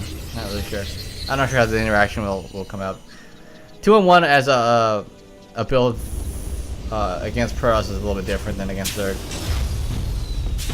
Just like the way you engage with it, it's a little bit more unique. Against Zerg, you're kind of trying to get a good position, hide in the corner. Against Protoss, you're just trying to like pop in and do damage to different places because of Photon Overcharge and stuff. Try to get where they are not. If that makes any sense. But Puddle's got his warp gates warping in. The Stalkers, Blink is about to finish. Immortals are coming out now. So let's see what happens. Where are these medevacs? Oh, they're coming out now. Okay. So your base does have a bit of a supply lead here.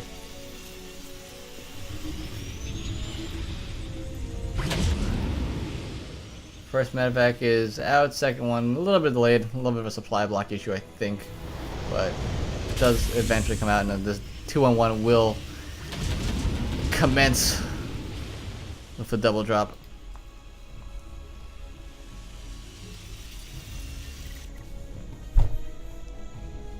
So I think a lot of this comes down to where the Militia Core is when the drop happens, right? Because depending on where the drop is, where the Militia Core is, where you could like immediately snipe the pylon so he doesn't get the Photon Overcharge off. And these Marines are really sad they didn't get a ticket to the medevac. They're still running after him. That's a decently sized Blink Stalker army coming across the map as well. So this could get a little weird.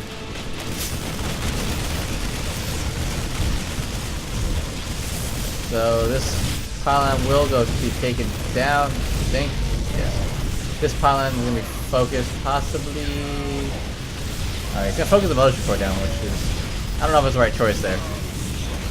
Second pylon will be taken out. Maybe. Nope, not taken out. I think the problem is that your base was sitting inside the Photon Overcharge for too long, trying to focus on different things. If you focused on that one pylon, it would have been much better, I think. Or we just stayed outside of it and killed the Twilight Council and the robotics facility. He gets a little bit of damage done, but loses a medevac for it and a decent amount of Marines.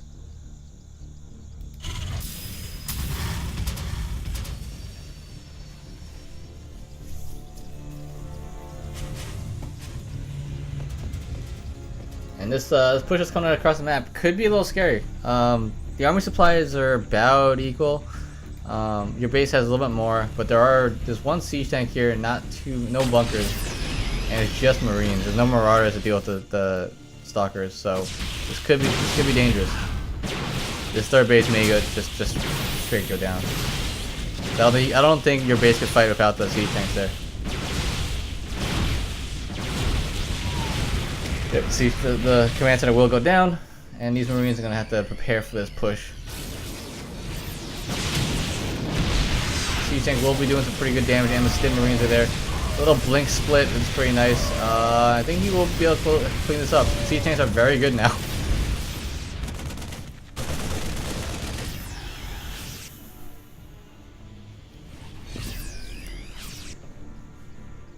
Oh, Puddle, you gotta move.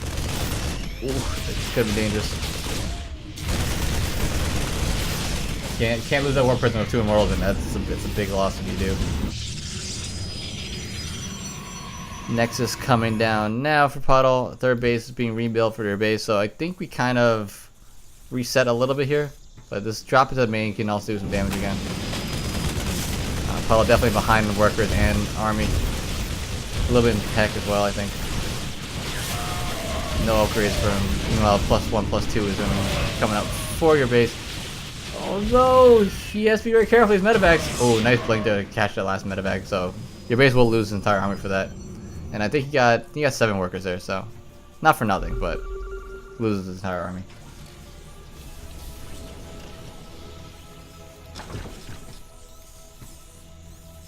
So your base, I think, is going to try to go for a Marine Siege Tank push up onto this third base, but meanwhile, Puddle's coming across the map with these Blink Stalkers again.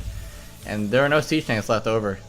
So the question is, does your base turn back around to defend, or does he continue the pressure and we get a little weird base rate situation? Let's say he's coming back to defend. This is what I feel like a lot of people struggle with, right? Like, they're not sure, can I go, should I just commit to the attack, or do I have to come back and defend? Nice blink to jump on top of the siege tank, and a couple of siege tanks at the bottom of the ramp here. I'm gonna try to get sieged up. Does take out an immortal, but there are a lot of stalkers here and a pretty good concave. And the blink is gonna get on top of the siege tank and take those out as well. I think your base should not be able to. I think Puddle should be able to break through here, just barely, with the Warp Prism Micro. If anything, your base is gonna lose a lot of SCVs for this. Or maybe not. Your base does hold. He loses a 29 workers, 30 workers for this though, but he is still alive. Puddle's still only on 47 supply. It's on 32 to 26 workers, so it's not over yet. Both players have killed a significant amount of workers from both sides, 35 to 17. Your base is gonna go back and try to do that push he was trying to do originally across the map with 2 siege tanks and a handful of marines. See, no, he doesn't have combat shield, right? I'm not losing my mind. Yeah, he doesn't have combat shield. I was like, I feel like that may be necessary at some point. Kind of an important upgrade. Let's see if Puddle can catch his army before the siege tanks are sieged up. Ooh, they're sieged down to a big shot onto a bunch of stalkers, and these marines look like they're gonna shred away at this army.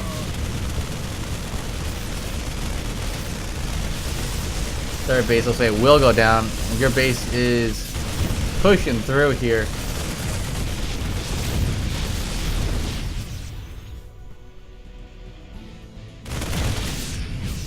I think with Puddle not having any splash damage, I think this could be it for him. He's got plenty of minerals, but no gas.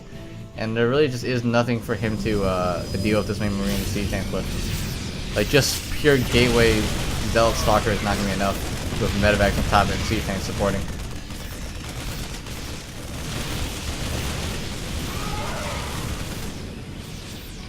Slowly creeping up with these siege tanks. Every time Puddle retreats, your base just moves the siege tanks up just a little bit more. And I think now may be the time where the killing blow is dealt. Until the medevacs are out of energy. Unfortunate.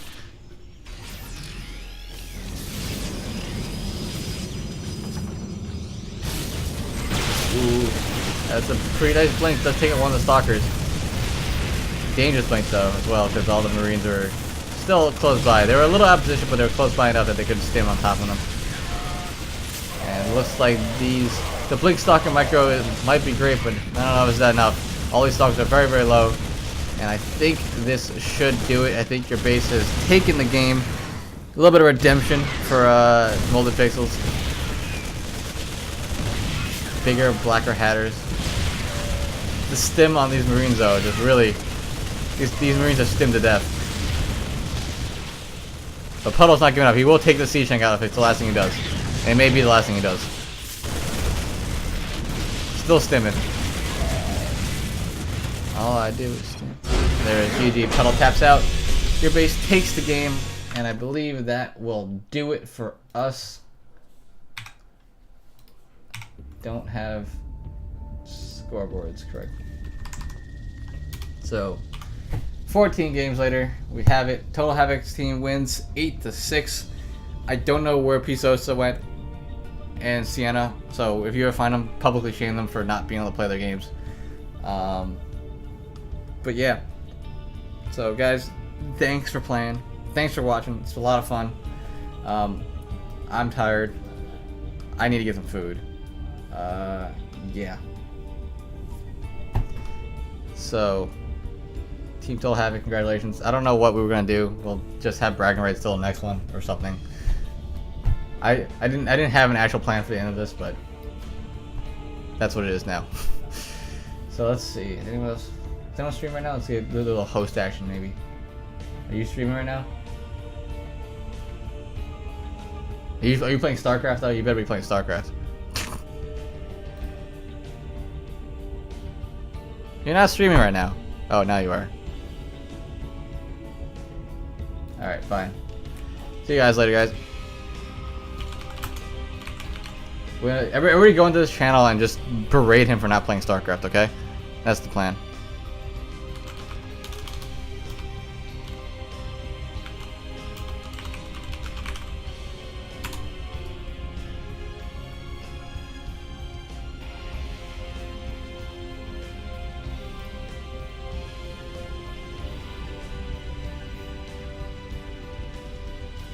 Woo, we did it, Roy.